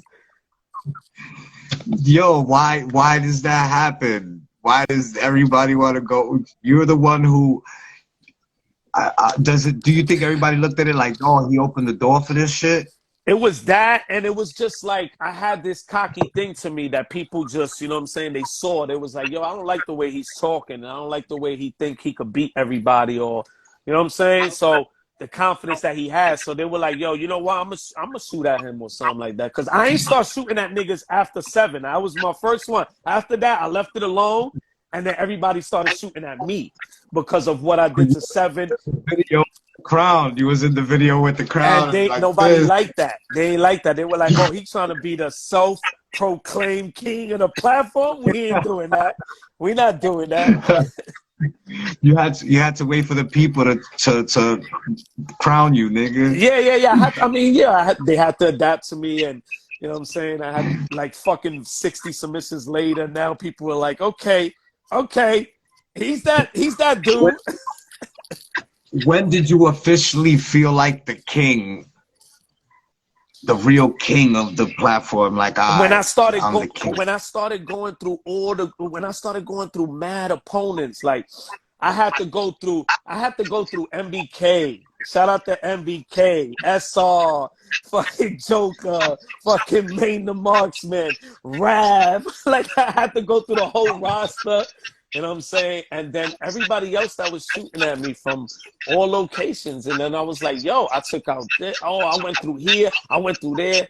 I was like, oh, yeah, I'm really that dude. I'm really that guy. I could get busy. I could do this all the time. How many battles you got under your belt? Damn, I don't know how many battles. I just know I got more than 60 submissions right now. I haven't counted the battles, but that's a good question. I'm gonna have to. You know why I don't know how many battles now? Because I just put the 60 submission thing together and I didn't really count and just sort them out like that. So I will have to go back and then look and over. All right, this was a battle. This was a shots fired. This is that. So. But it officially starts with a 7. With Yes, 7, it officially started with 7. It officially started Yo, salute with 7. to 7. Because I wrote a vicious rhyme about 7 that I never got to Oh, spit. man, and you spit that shit at the Civil War with me, Diablo, Don Chi, and Liddy. And I was like, yo, that shit needs to be released. That's all. I was hearing that shit and I was like, you had some crazy ass flips in there too. Yeah, I'm telling you, I had them, That's bro. the SR that I love. The SR that's always like that when he takes it serious. Like when he's vintage SR, classic SR. Like when you went against Bison on this competition platform against platform, that was the SR I like. So when I go and I rate you low on your other shit, is because I felt like you was lazy. I felt like you ain't give your all. You know what I'm saying? So never take that shit to the heart. You know what I'm saying? You got the talent, nigga. You get busy. You that guy. You know what I'm saying? I just, everybody expects so much of me, and I'm the same way with you. You know what I'm saying? You the general, nigga. So I expect that from you. You know how everybody be like, nah, you know what I'm saying? No, I think SPEK. Yeah, I already know what to expect from SPEK. He's gonna get busy. So now I gotta start topping that. Like I gotta start getting more crazier now. You know what I'm saying? Question, how do you even approach that? Because it's like you do what you do. It's not like I'm trying to top the next thing, the last thing, but like I'm not thinking about it when I'm doing it. You know what I'm saying? Yeah. Every battle I go into it a different way. You know what I'm saying? It depends on the opponent and what I got to talk about. You know what I'm saying? Some people you just can't name flip the whole round. Some people you could. You could play with their name and you could do that. Some people you just got to come out and spit some crazy shit. But one thing I don't do that I respect you, that you only do, and a couple other people, but you're known for it, is the disrespectful shit, which is the mothers, the kids. Like, you use that. And it's not, I don't see it in a way with you that you need it to kill these niggas, but that's your lingo, that's your style, that's what you do, and that's what you're known for. So I salute you. You know what I'm saying? You Mr. Disrespectful. You the only nigga I can call Mr. Disrespectful. You know how on URL they got Arsenal. He's Mr. Disrespectful, the battle rapper. You're Mr. Disrespectful on Straight 16. Yo, salute to you, my nigga. Let me ask you this: out of all your Straight 16 battles, who was your hardest opponent, or who was your favorite opponent to go against?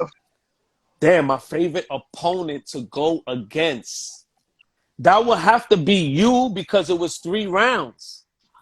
That would have to be you. You know why? Because it was the hardest. I have to be like, yo, damn, this is SR, this is MBK. You know what I'm saying? I know I battled Maine, I battled Joker, I battled Raph, but SR was, you know what I'm saying, like the elite, and I had to get busy and I had to get crazy. It would have to be you. It would definitely have to be you. Yeah, bro, for real, we made movies, bro. It was an honor to be with you too, my bro. That's it made me rap the way I rap now. You know what I'm saying? Because I wasn't even rapping like that. It was way regular, like old school type shit. You know? Yeah. I remember when you did one of your first submissions, you was reading off of the paper. Yes. And when I got invited to Straight 16 by Manny Rockwell, shout out to Manny Rockwell, that's G Rugged's cousin. You already know that's my guy. He brought me. He brought me to Straight 16. You know, everybody has a person that brings them to Straight 16. He brought me to Straight 16. Shout out to Manny Rockwell, that's my guy. So I was reading off of the computer when I first started too. My first submission, I think my first 2 submissions, I was reading off of the screen in the studio. You know what I'm saying? Because they asked me, yo, submit some joint real quick, or blah blah blah. So I was like, all right, I laid this shit down right now. Let me just read it off of the screen. And so yeah, everybody went through the reading stage and all of that shit. You know what I'm saying? We all go through that, man. It's a process of learning. do you have a favorite verse that you ever spit on Straight 16 or I have a favorite? lot of them, bro. It's just that I can't show you right now. And damn, to think What of. about a favorite bar? Like a favorite bar, like yo, I love this bar that I said, or that bar that I said. I know that there was one that I was wearing this shirt. That was one of my favorite verses, and I was outside on my porch. Outside on my porch, that was one of my favorite verses. For the line, damn, I had a lot of fucking lines that I'd be like, yo, that shit is crazy. But I had this line that I said, something about the flag, the flag on in front of the hood. I said the flag in front of the hood, like a Corvette, some shit like that. I had said some shit. I forgot the line, bro. But it was crazy. It was a crazy ass line. It was a crazy ass line. How does it happen? The lines just when you have a target. When you have a target, it's way easier. Yes, it's much easier when you have a target. Definitely. Yeah. But when it's a regular submission, damn, you know what motivates me when it's a regular submission? The beat. What? You have to find the right perfect beat, because if it's not, the beat doesn't motivate me, you're gonna get lazy. You're gonna be like, I'll do this shit. Nah, I don't want this shit. Nah, yeah, go to the next beat, and then it's gonna be a hard time for you to write. You know what I'm saying? Ooh, look at Gage. He quoted one of my old shits. You want ice on your neck? I'll put your head in the freezer. Ooh, yo, salute, my nigga. Yo, what about that? When people quote your shit and people like your shit like that, does that motivate you more to write iller shit? Yeah, I love when people when you know what's good about Straight 16 is that certain people, they don't just give the flames and just keep it pushing. They go and they quote some bars, like Show Rock is one of them who quotes some bars that he liked from it. You know what I'm saying? And that's what I like, that people are just not giving their rating and be like, yeah, he won, or he got 5 flames for this, and they keep it pushing. I like when they quote some of your bars, because it keeps you like motivated to be like, yo, I want to write more now, because he liked my shit. You know what I'm saying? It was enjoyable. So that's what pushes my pen even more too, to keep it going. So what about performing? What's your favorite aspect of it? Is it battling on Straight 16? Is it making music? Is it fucking performing live? Is it writing the perfect verse? What is it? What's your favorite part of it? Performing, I like it, but not as much as I used to like it. Like performing on stage, I'm not into it like right now the way I was back in 2010 when we was performing on the regular. Like every weekend we had a performance. It was Most Wanted. It was me, E Danger. It was Chris King. You know what I'm saying? And we was always in every fucking bar, local bar, getting crazy. You know what I'm saying? Performing our songs and shit. But right now, I don't care about performing on stage, but I'll do it. You know what I'm saying? If they ask me to do it, I'll come out, pop out.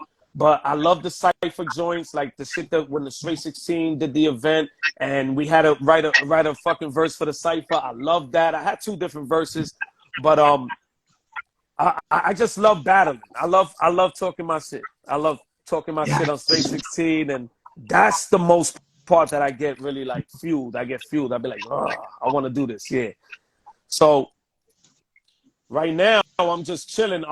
Next week, June 8th, me and Show Rock, we got a performance in Brooklyn.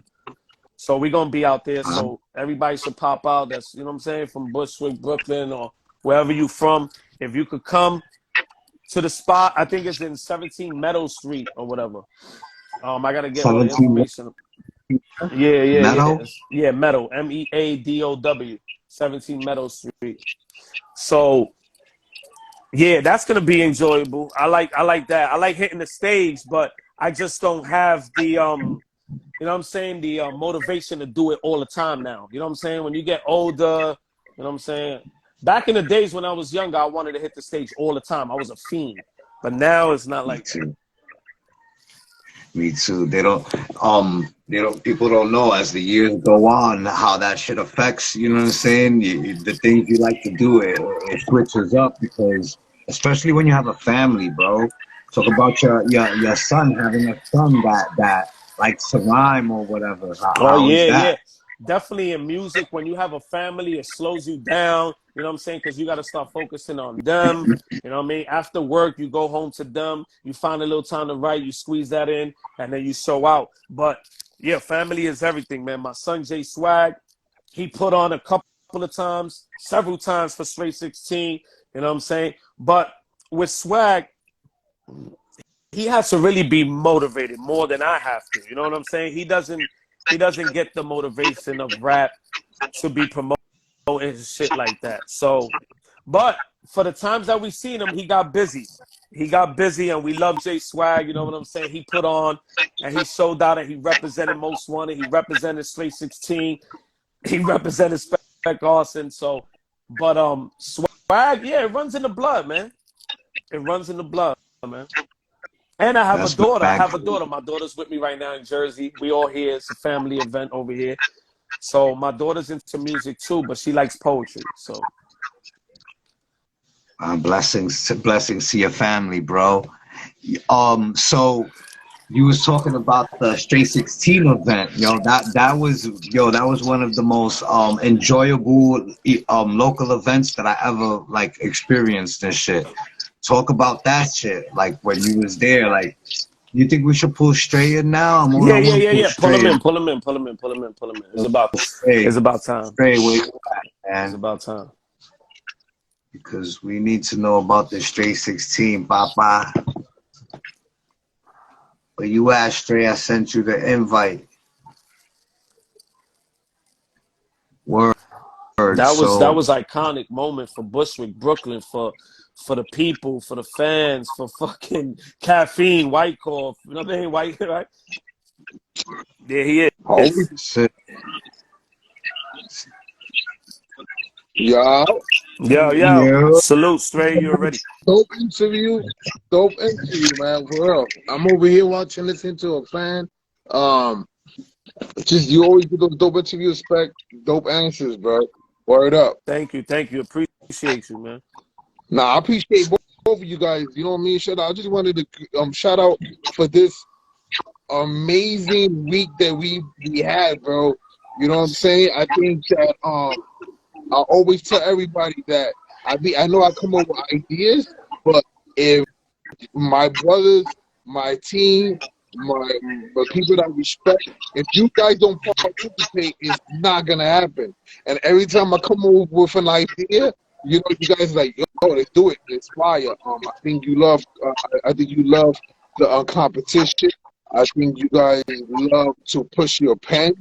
I know sometimes Straight 16 has a stigma of that we do like to battle rap, and a lot of people don't know what we do on this platform, which we do often the listening party where we listen to people's music.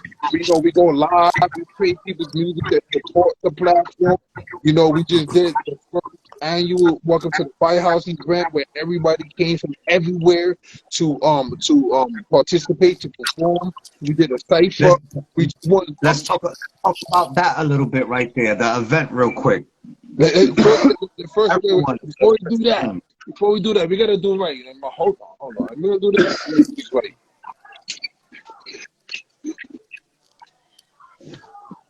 Niggas gonna jump into the jacuzzi. You see this? Let's not forget this. Oh, see shit. This shit? The Insta award by my man Bipolar, who threw this first event where people had to go and vote for many platforms that's out there, different kind of platforms out there. And Straight 16 community came out and supported and voted for us. Not for me, not for you, Kron, but for us. These two people, the three people on the screen, and all these people that follow us and support us. One thing that, you know what I learned this week, guys? I learned that numbers and followers do not make a community at all. You know, it doesn't. What makes a community is support. It's support. That's what makes it. I don't care how many people follow your page. I don't care about none of that. If you're dropping content and people are not supporting it, they're not coming out, they're not taking time out to listen to your music, listen to your post, whatever the case is, you don't have support. You just have a number that's on top of your screen. So I want to humbly thank everybody that takes time out their community. I mean, I take time out their life to click like, leave a comment, like SPEK said earlier. Some people, they leave a quote. They will rate. They will leave a message if necessary. This is dope. This is why so many people come to Straight 16 and want to drop submissions, because over here it's a rough crowd. You're not going to be here kicking nobody's ass and whatever the case is. It's very competitive. So when you come over here, there's no rules, but there are rules. That's why you guys were talking about reading the paper. It's not wrong with reading the paper, but it's not over you. We want you to memorize your verse, come here and spit it, and give us the best performance that you can, right? Yeah. During this week, we was talking to some guys that are not your man. Salute to him, right? I just met this guy this week. He called out a dusty format. He doesn't know that this is hip hop. Before anything, it was people who had rhymes, and they was in their hallways, they was in the corner, and they was expressing themselves through words, right? So that's where it comes from. It comes from, yo, that raw rap. Yes, you can go to the studio, you can spit your verse, you can polish it up. It's beautiful. Like ARSON catalog is crazy. He got many albums. So many people, J. Roberts, Bipolar. It's so many people on this platform that got catalog music. But if they want to come to Straight 16 and work that muscle, work that mind muscle, that's what MC stands for. MC stands for mental calisthenic.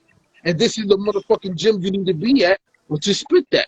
And we don't want to hear that. We want to hear that straight raw rap. I want to hear you out of breath if you rap fast. I want to hear, you know what I'm saying? That's what we want to hear. We want to know that you're putting it in that work. You know what I'm saying? That's over here. I don't want to be going to tangent, but you know. Talking shit. No, it's facts, bro. It's facts. Levels of haters. You know what I'm saying? Levels of haters. We here. We ain't going nowhere. So many platforms disappear. I know it's not easy running the platform. I know that shit. You know what I'm saying? It's not easy. There's a lot of people on platform. They disappear. They take breaks. This shit's not built for everyone. So when you have a dope community like the ones I have, with leadership, like not just only me, but y'all brothers and other people, it's a win-win situation, bro. It's a win-win situation.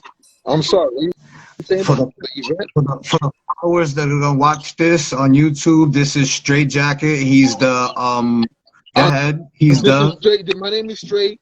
I have a platform called Straight 16. It's on Instagram. It's STR, the number 8 _ the number 6 IXTEEN. If you love hip hop, if you love bars, if you love competition, if you love music, follow us. We'll be going to YouTube eventually, but right now we're mostly on Instagram, on Facebook. You can follow us on Straight Bars, STR, number 8 bars, BARS. And this is what the platform. It's called Straight 16. Why Straight 16? Because we want to hear your best 16 bars submission, right? But we have this segment where we have straight extendos, we have segments. But before you come into Straight 16, which we call the Firehouse, and why do we call ourselves the Firehouse? Because it's a rating system. We all grew up on, most of us grew up on the source when there was 5 mics. So I always grew up with that mentality. So we have 5 flames, and you can have 1 flames leading up to 5 flames. It's a rating system. So when you do submit, you will get rated, and people will leave comments. So if you're sensitive, you might not want to go to the Firehouse. But if you want to test your pen, if you want to see how good you are more than welcome. We take all types of artists. I don't care if you writing your first rap and you want to think you want to be a rapper, you woke up, submit it to us. You're going to get snowflake, and a snowflake is you code. but you can eventually heat up and get better. The Straight 16 is a place where we encourage MCs and artists to get better, and we all have seen this. I've seen people come to the platform. It was not good, but after submission and after a few submissions, they pen got elevated. That's what we do over here on Straight 16. But I just want the supporters to be very clear about what Straight 16 is also. It's not only, all right, you just drop your verse and that's it and people rate it. It's a platform that will help you get your music played on live, or people review your album. It's a place where we throw segments where you could test your pen, like we're going to do the Valentine's Day segment where you have to write about something you love, or we're going to do the Halloween all out costumes and themes, and this is a community that grew into a family that have made it's more than just rap. It's like a fucking movie, just like the slogan. You know what I'm saying? Straight 16 is not a platform. Let me correct myself. It's the community, and if anybody that's out here that's looking for a community that loves hip hop, that loves bars, that loves music, that wants to be heard, that wants to be seen, Straight 16 is the place you need to go to. So I said that Straight 16 STR number 8_16 with the number 6. And that's what we want. And somebody's screaming crazy. Yo, is that I'm in a room with the door closed and you can still hear that shit. I'm at the crib. See that's what you're gonna hear if you rap. You're gonna hear somebody screaming. Get him off the fucking stage. Get him off the platform. SPEK, I want to ask you a question. Do you think there's people that are scared to come to Straight 16 because they're scared to get rated by the honest and direct fans? I think that people are scared to come to the platform because they feel like Straight 16, the community, has a stigma on them where we all about negativity and we're only based on, these guys only want to battle over there, shots fired, and it's not about that. It's just something that we do here and there, and we have fun with what we do. You know what I'm saying? And what we bring. But we all about talent, bringing people together. You know what I'm saying? Supporting. That's number one. We support other platforms. We support all the artists. Doesn't matter if you Snowflake City. You know what I'm saying? We supporting you. You know what I mean? And I'll give a prime example. This is 10 for you, and it's 10 for Jay. Just went against somebody on a different platform, right? And then after, in my opinion, he took the W. He went and purchased the guy's album. You know what I'm saying? That's the shit that Straight 16 is about, right? I've seen, and then not only that, SPEK and Constantine, the guy he went against, they talk about making music together, and that's what Straight 16 is about, right? Yep. Today, for those who know, we against two platforms. We had two artists from two different platforms do a skit of showing unity, right?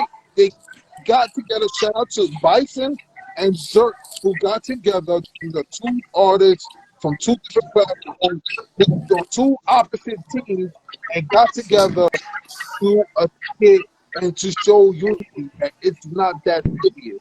Nobody's in their feelings. Nobody's upset. We're here to spit bars, and it's all fun, and we all laughing. We in a group chat laughing at stuff. So whoever is upset, it sucks to be you. We're having fun, and at the end of the day, and I can speak for everybody. Those brothers that bars keeper, they came, they bought it, and I hope they feel. And they should feel like how we feel is that everybody bought the A game and everybody needs to respect. That's it. Yeah, salute to Bison. Yo, salute to my nigga. Shout out You heard? Shout out to all of them. All get it. And so obviously, it seems the artists didn't have a problem with anything. I saw Constantine say, "Yo, we came with it." Bison said, yo, I know what SR is gonna do. Austin said, and Arson was like, yo, I know I'm coming with it. You know what I'm saying? Mo Styles, he came with it. I spoke to Blonde Jew. Blonde Jew told him, yo, it's all love. I know how you guys do over there. Yeah. I spoke to High Sunday, and he said, yo, I told my guys in the chat, yo, come with it. These guys on their sides not gonna be picking roses. So everybody knows what we do over here. But what maybe what they don't know is that it's all love. Yeah, you might get ice grilled, you might get talked, but it's all love because we. It's always love. This is all fun to us. The spicy talk helps get the bars out, so some more bars out and all that. You know what I'm saying? They don't know that we thrive off of that. It's just all it's love, it's jokes at that. I've seen guys talking about. I'm not gonna mention them yet because some guys are already talking about shooting that straight 16 artists in the comments. And you know what my guys are saying? Yes. Yes. We love this. We live for this, man. I live for this. You know, it's like, yo, it gets spiked. You know, ain't nobody on straight 16 is mad or feeling hurt. They're like, yes, bring it. Come over here. Come. This is called Shots Fired that this man created, and you can shoot your shot. And I guarantee you, if you come over here and you're a buyer, we're gonna salute you. I don't care who you're going against. You can go against us. You can get SPEK, any top that we just did. If you came and you smoked them, you're gonna say, "Oh shit, you smoked one of our guys," and we're gonna salute you for that. But I don't understand the people. Like, they know that from back in the days in hip hop, the real hip hop ever, when we was going from block to block, we was going to blocks to rap to be better, to show that we're better than the next person. Right. So this platform is like, yo, I'm gonna prove to you that I got talent, and I can come over here and talk my shit and show you that I'm better than you. Everything is a competition, bro. Like, if SR gets on the track with me, he's not going in there to say, yo, I'm gonna just spit a regular verse. He gonna go in there and say, yo, I heard SPEK's verse. I want my verse to be better than his, or I want my verse to be better than Liddy's. You know what I'm saying? You get on the track with your brother 4 or 5. You're gonna be like, damn, that nigga went in. I can't slack. Either you're going to even it up, or you want to be a little bit slightly better than him. But that doesn't mean that you know what I'm saying, you got bad intentions on him or negative energy is coming out of the track. It doesn't mean that. It's all a competitive sport. This is a competitive sport. This is what we do. We come here and we showcase our talent. We come here and everybody is cocky in their own way. I'm just letting y'all know. Everybody. And I could honestly vouch for it. We're all cocky, but everybody knows at the end of the day it's all love. Of course. We already been this is a real family setting. So I'm just telling the supporters, the firehouse is for everyone. But the Shots Fired segment is not for everyone. So be careful. And let me tell you something. Even with the Shots Fired and even us being competitive as we are, it's still respected. With certain guidelines and certain things that I'm not gonna post on my platform. I don't care who I'm cool with. If there's certain things that if I see and I'm like, wait a minute, I think you're going too far, we're not posting it. Thank God that the people that we deal with, they know that.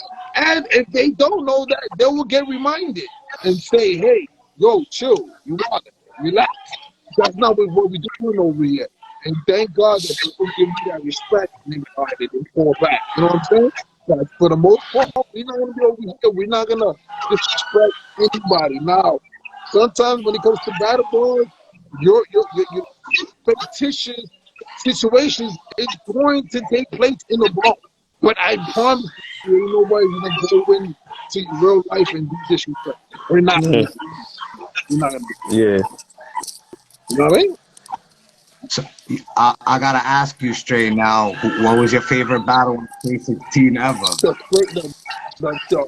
craziest battle, I'm gonna say y'all too, and I'm not gonna say that y'all too. It's just because I remember that scream is crazy.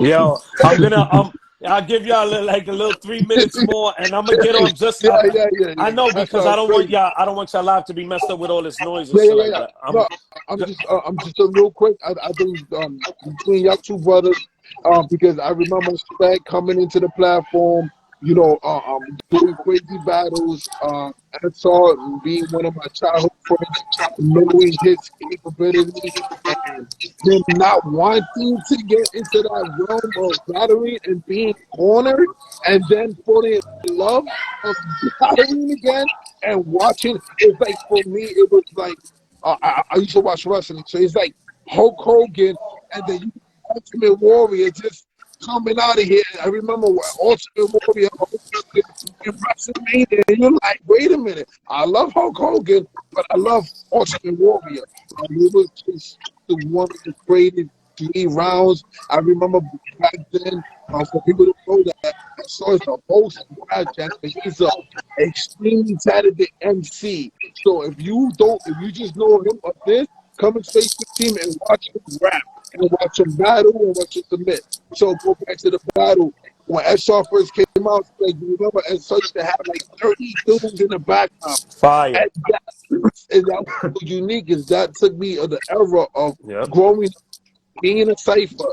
So seeing that evolution of him having 30 people, then him being by himself, it was kind of dope. Because it was like, wait a minute, I saw with the 30 people behind him, and when one of the reps that he battled you, I saw him by himself for the first time. And I just remember the elevation, the way he came out, classic. So my favorite battle is you and like I said, I compare it to Hulk Hogan and Ultimate Warrior. And what was crazy is that when he shot at me, I didn't know until I was visiting my uncle in Coxsackie jail over there. So that's a couple of hours away from where we from. So when I get out of the jail, I go look on Straight 16 and I'm like, oh, this nigga's shooting at me. SR shooting at me. So on the ride home, I had to start writing. I had to That, start writing because I was like, yo. yo, but people don't know that I honestly, it wasn't really Liddy that forced SR into that I'm situation. coming right now. He's all the 2 way minutes. real. It was me. It was me. And I don't know if anybody knows that, but I tricked SR because Liddy was what Liddy beefing with Maine of Marshall, and I pulled SR on a live. I never forget this. He was on the block, and I said, "Yo, Ash, yo, they shooting you, man. They shooting like fighting. He fighting 2 dudes. If shit get real, you jumping in, and I put him in the spot, and I could see his face. He was like, "You motherfucker!" Like you. He was like, "Nah, I mean, man, easy. I'm gonna do what I gotta do." And once he saw that, he was like, "Oh, word." Then he saw the Liddy listening to SR. He saw that SR, which that's it. And then we saw SPEK ARSON and Liddy submission play in the background, rocking drum. So it was like, oh, you standing next to him. Okay, it was ready for folding. It was like, okay, so it was so dope. Then people don't know that MBK and the Most Wanted Wars. That's how it all started. That's it. Yeah. It was one of the best times of Sweet 16. Loved it. Great. Everybody shooting, everybody was battling, and then to see fast forward this year to see everybody in the same room, dapping up, showing love, expressing themselves for each other, the love that we have, to see us stand next to each other to go toe to toe against anybody else that comes over here, fire. And that's what Straight 16 is about. Fire, my nigga. And the segments, and the lives, and the fucking skits, and the characters that you created, Uncle Old Uncle Head, Herb, all of that. Shorty Shit thing, Poppy Champagne. We got Like, I so mean, much shit going on with Straight 16 that how can they not love us for who we are? Like we don't just do one thing. We do skits, we do segments, we do Everything. everything. Like it's just a whole Look at today, right? On Friday, I post shots fired coming. Everybody giving up. Everybody loading up the guns. Not guns, like the verbal guns. Yeah. The bar Nigga, guns. The I bar. thought it was video. Bars, ready, ready to go crazy, talking crazy, and then a whole flip of That was unity. fire. And everybody was so happy about that. And you could tell who supported that post and who didn't. Look who clicked like and who didn't. Look at who left comments. But when you put negativity, you They see love 300, it. right? Yeah, I saw almost everybody was at 300 comments. Where's 300 comments of positivity? Where's the likes? Nobody likes positivity. It should have been crazy. You know what I mean? But Yeah. like my dad said, all right, that didn't work. You go back to stop talking. Yeah. Let's get back to how we do. We try to be positive. You know what I mean? It's all love, man. It's all love. Hopefully we could do it with a different platform. Maybe it will be less drama. And, we could talk it out. I offered us to go into their court and play by their rules, however they want it. I know my guys. I would like to do a live talking of fucking Bison and Conti and all of the That's people gonna happen. I want to wait until all this is over, and then we will pull them up if they attend. Because I'm telling you right now, our straight 16 is when tomorrow, when we go back to business on Monday, is going to be a moment, a historical moment, and it's going to go back. And we're not going to be mad. We're not going to be feeling. It's not negativity. We're not going to talk shit about nobody. We're just going to keep it moving, keep building the community, and keep trying to. I already got another announcement coming up for the next Fire. You know Keep them coming. Yep. And me and physical. We got to work on me and physical. Oh yeah. Yeah, no. The next straight 16 fight, welcome to the Firehouse event is gonna be crazy. It's gonna be more battles.